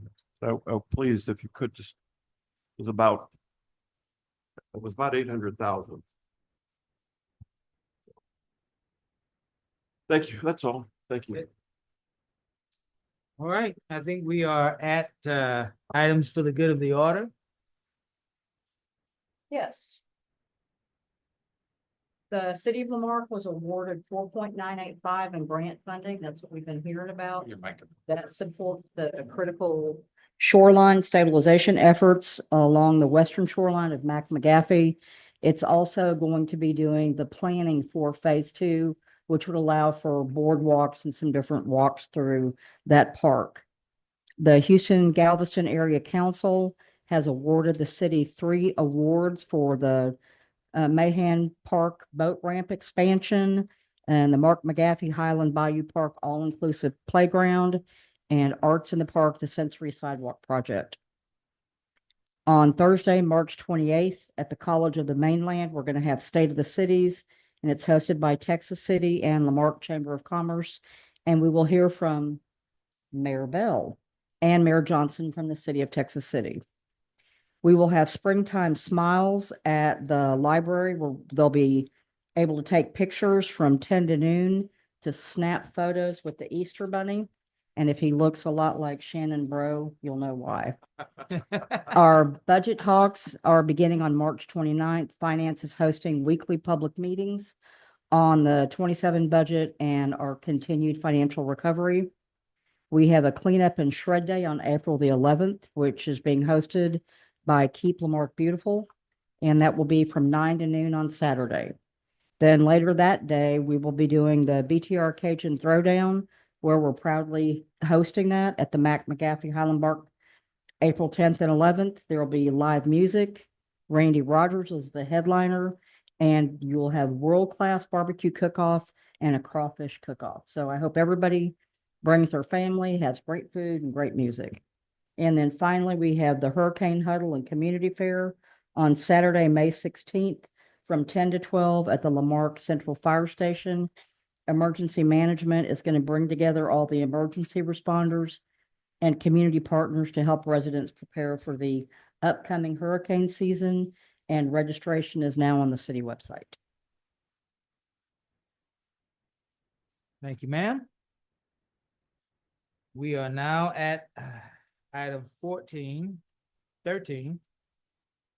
requesting announcements from council. We will start with Ms. Griffin. All right. I think that it is time that we finally recognize Haley Elementary and Texas City ISD for their work with our Art in the Parks projects that we have in our parks and around the city. So I hope to get a proclamation to Ms. Kiera for one of our council meetings. April is Walk Awareness Month, and I am or have reached out to the Vera Bill Gary Center. We will be doing a walk event around the Etheridge Stadium. So I will be sharing information with residents to come out and join us. Also, as a part of the bike audit that we participated in for AARP, I have spoken with Chief about bringing bike safety awareness to our city. And he has shared that he is a subject matter expert on that. So I hope that he takes that into consideration and do something for our city concerning that. Also, in October, I am working on a walk ride event at the Highland Bayou Levee. So more information will be coming forth about that as well. I've also requested a proclamation for the Monarch Butterfly pledge that we do annually. The Garden Club has started working on the 2 flower beds at the cemetery. They plan on working on that project between March and they should be done with it about the middle of April. The other, part of that project is we wanted to repaint the gate poles and, the barriers that they had, as long with restriping the parking lot. And Miss Holly, I need to hear you say it's okay for us to do that. I feel comfortable with us doing the flower beds, but I won't move forward with the other part of that project without your permission. Okay, Okay. let me meet with you on that Yes, privately. ma'am. Code enforcement. The only issue that I have is that one apartment complex, I think it's Avenue B. Something really needs to be done about that because that is a dumping location and people are aware that it's a dumping location. It's new furniture, mattresses there every single week. And I've gotten to the point where I'm tired of filling out a request about it, but something needs to be done about that location. The only other thing that I have that I want to talk about today is the street signs. There have been several announcements. There have been several statements about it. And the last post or message that I saw was it was not going to get started until something happened. I need an understanding of what that is. Because it's supposed to be started in April. That's all I have. Thank you, Ms. Griffin. Mr. Lowry. Yeah, I would like to, if we could get, discussion on the agenda for a great, big, beautiful sign for Mac McGaffey Park. I think, with that $5 million grant that's coming in, I think we really need to start now. We need something out there, right on the freeway, something big, something beautiful. You loving parks now, huh? Yeah, yeah. But maybe the Economic Development Corporation can help with that too. I don't know, but if we could get that on the agenda, I would love to have something out there along the freeway as the traffic work is done out there and stuff. I think it'd be a beautiful thing for the park. Thank you to Alice Ashley Provisions for the $5 million. And obviously there's no such thing as free money, but free money to the city for that grant. If we could also get some updates, maybe periodically for the Facebook page, Mac McGaffey Park. Right now, it's, bird watching and stuff like that. If we could get some photographs of that out there, that's a big thing. That brings in a lot of people. It brings in tourists all over the country, even from Canada down to Galveston and stuff. And one of the stops along the way is actually Mac McGaffey Park. Thank you to law enforcement. You guys cleaning up the streets. You guys had a raid. It does worry me seeing those. We got the Bearcat coming. I want to know if we can get an update on that. They need to be safe going into those situations. And What is that? I think that's it. Check my notes real quick. The Easter egg hunt, the fire department's doing again for visually impaired. I don't know if you guys were at it last year, but they made eggs that chirped. So the kids that were blind could find the eggs. It was really neat. And they actually, some of the firefighters were blindfolded and had to go out there and find them as well. So that is coming up April 4th, 750 Saltgrass Point Road. That's the second one we're doing. And I think that's good. And obviously Chuck Norris, he passed away this last week. Keep his family in your prayers. That's it. Very good. Ms. Jansen. Okay, April is going to be so exciting in the city of Lamarque. Good news, Lamarque ISD and Lamarque resident and a member of the Bell family, Justin Williams' movie, The Masquerade. His will be debuted April 4th on Amazon Prime.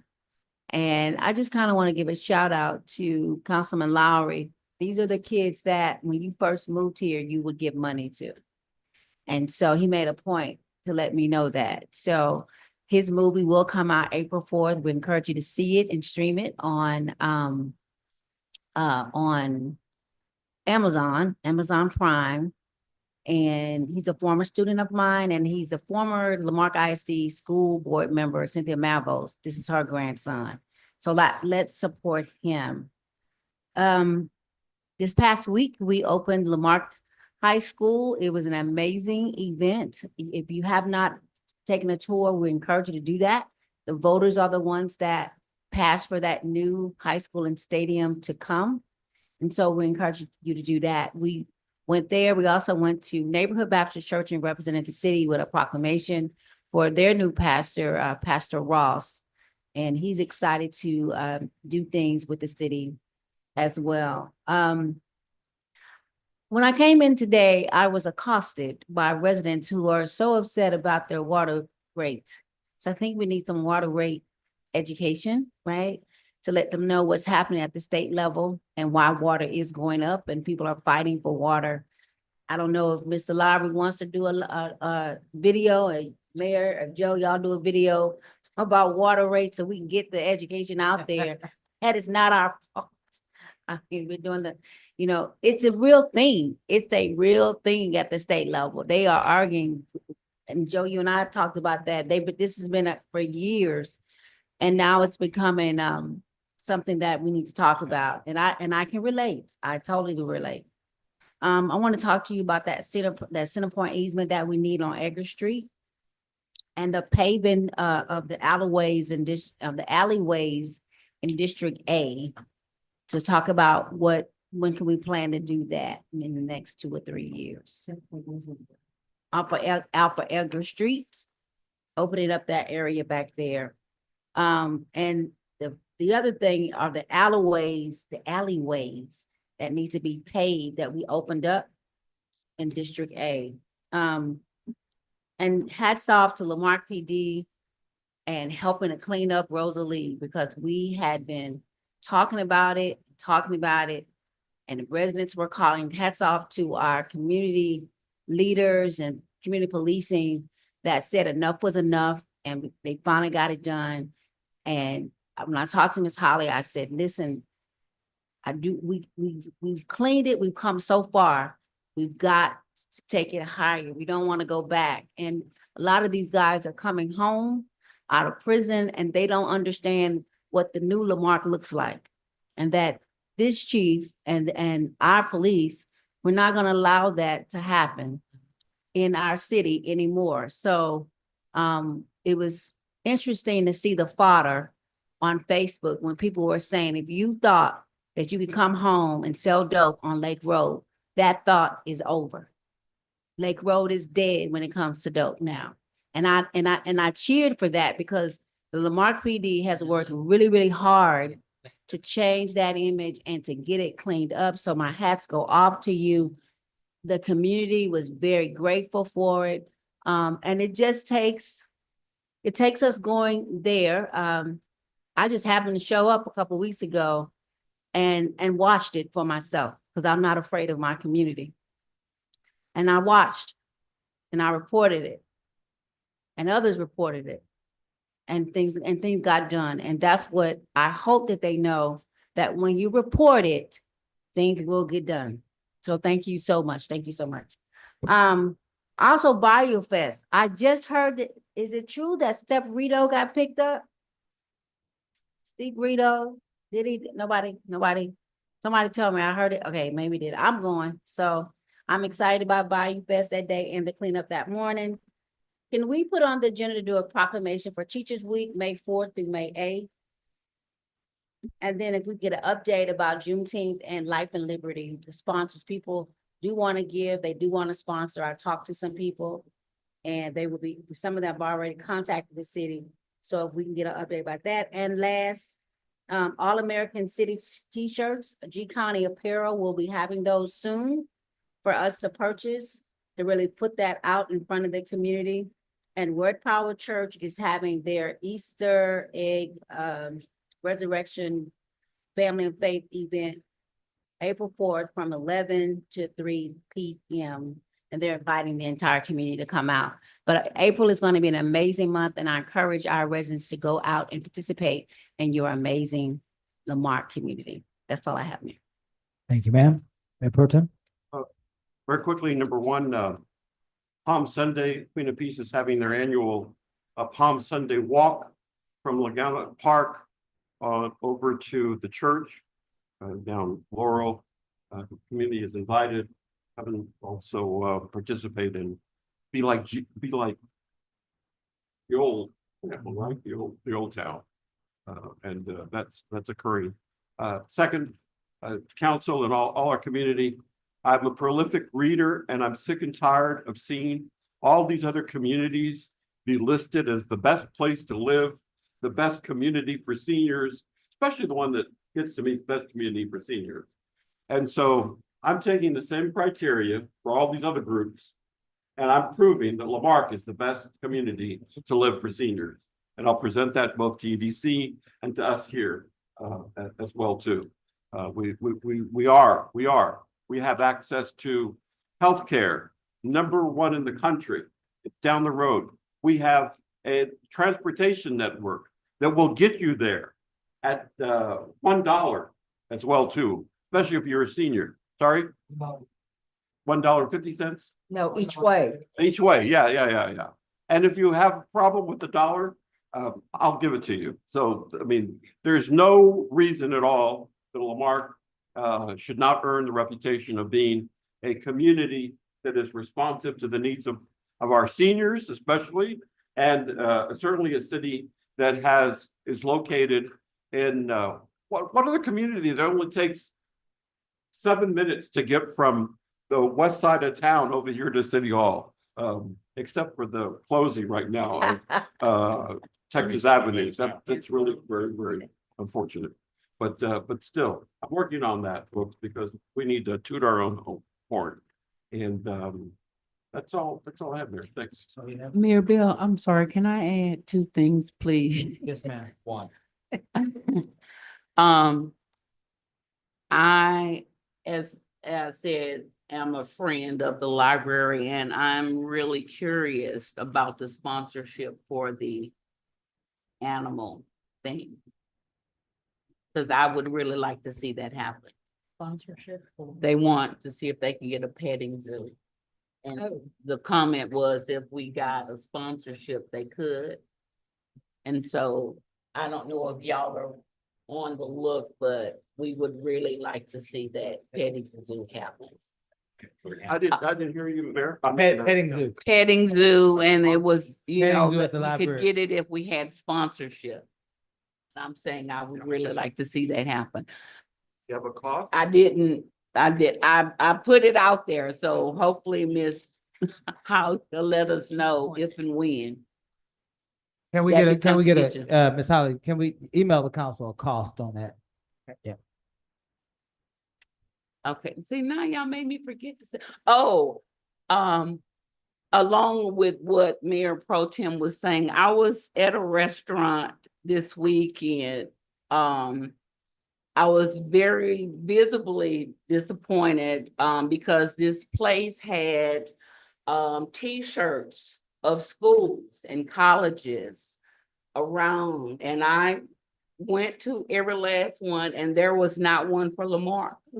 There was one for everybody and their mother and grandma. So I'm just, and the first thing I thought is that we are not present in places we should be. And I hope as a city, we work on that. That's what I had here. Thank you, ma'am. This Saturday, I believe is Flock the Block, is that right? Right? Yep. And so it is 10 to 2. 10 to 2. It is the College of the Mainland is a part of our community. And we are a part of the college's jurisdiction, which means we can take the long drive out of the great city of Lamarck, gas up, stay in a hotel, and then perhaps the next day arrive in Texas City for the Flock the Block to support College of the Mainland and be a part of what they are attempting to do for us and for our children, as well as enjoy a nice spring Saturday. I plan on being there if the Lord is willing and the creek don't rise. And what happened? I said, I'm taking my grandgirl. Well, I'll see you there. I'll see you there. And I encourage us to, as a community, to participate with College of the Mainland. That is our college equally. We share that with not only Texas City, Dickinson, Hitchcock. You get the point. Secondly, Ms. Holly, I would like to see a report on what we have done so far along the lines of our Lamarck 2050 plan. The community has invested tens of thousands of dollars in a plan.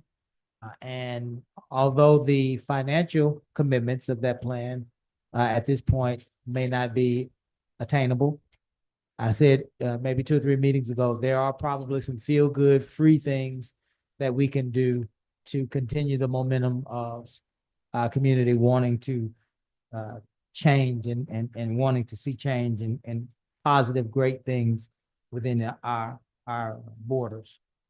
On Thursday, I believe, somebody said it was is it at College of the Mainland, the state of the city? Yes. Is that where it's going to be? At the new building? Okay. So State of the Cities is Thursday. The most important part of that is we are no longer being asked to do speeches, dissertations. We are now having conversations with, I believe it is the executive director of the chamber, Mr. Tim Colt. And it is a better way, I think, of understanding what is actually happening in our city in a way that our residents can understand. Speeches are nice, but they don't always get the communication over as to what the actual state challenges and opportunities is for our city. And so we endeavor to participate in that event. Lastly, I wanted to echo and then piggyback off of a comment that Ms. Yancey made. I was fortunate enough to attend the ribbon cutting of the new high school. I saw a lot of people at that event, people that graduated in 1971. They were the first, I believe, either graduating class or the first freshman class, first graduating. Thank you, Joe. Of the what someone said out at that event, what used to be the new Lamarck High School, and it was the new Lamarck High School for about 50 years. And so Saturday was a great day for our community. It was our taxpayer dollars at work. It was our community members from all walks of this community. I even saw Bim Crowder out there. Bim Crowder. And I was glad to see him because that meant that somebody didn't die and he wasn't working at that particular time. So that was good news for us in Lamarck. But we're excited about it and we're proud of it. And that leads me to my last very quick point. I am so proud of the young people of Lamarck High School. In particular, I am proud not only of the basketball team for, I'm getting to the football. Not only the basketball team for, and I don't care how many points they put up and I don't care how many games they won, that's irrelevant to me. I am proud that they displayed a consistency of character, that it takes a discipline, a passion for a craft, that it takes to advance as far as they were able to advance in the competitive sport of basketball. But what shined the most was their consistency in their character, their passion for their craft, their belief in themselves, all things that have nothing to do with a basketball and a net. And so that's why I'm proud of them. Incidentally, and Mayor Pro Tem missed it, but Miss Tanya was able to be present at the school opening, where we were able to present a few of those young men with certificates of appreciation, because unbeknownst to a lot of us, those young men on the Lamarque High School football team participated in, served with Mayor Pro Tem and Ms. Griffin and the rest of us that volunteered alongside our inaugural community Thanksgiving dinner. And we were excited to be there with them to open their school, partly because they were excited to be here with us, serving our community on Thanksgiving. And so a shout out to those young people, the young people of the Lamarque High School, for the consistency of their character and the passion, not only for their craft, but for their community as well. That's it. That's all I have. And you praising Jesus? I will entertain a motion to adjourn before we have to carry Tanya out on a stretcher. Next meeting, it'll be different because we'll have air. Is there a second? Second. All in favor? Aye.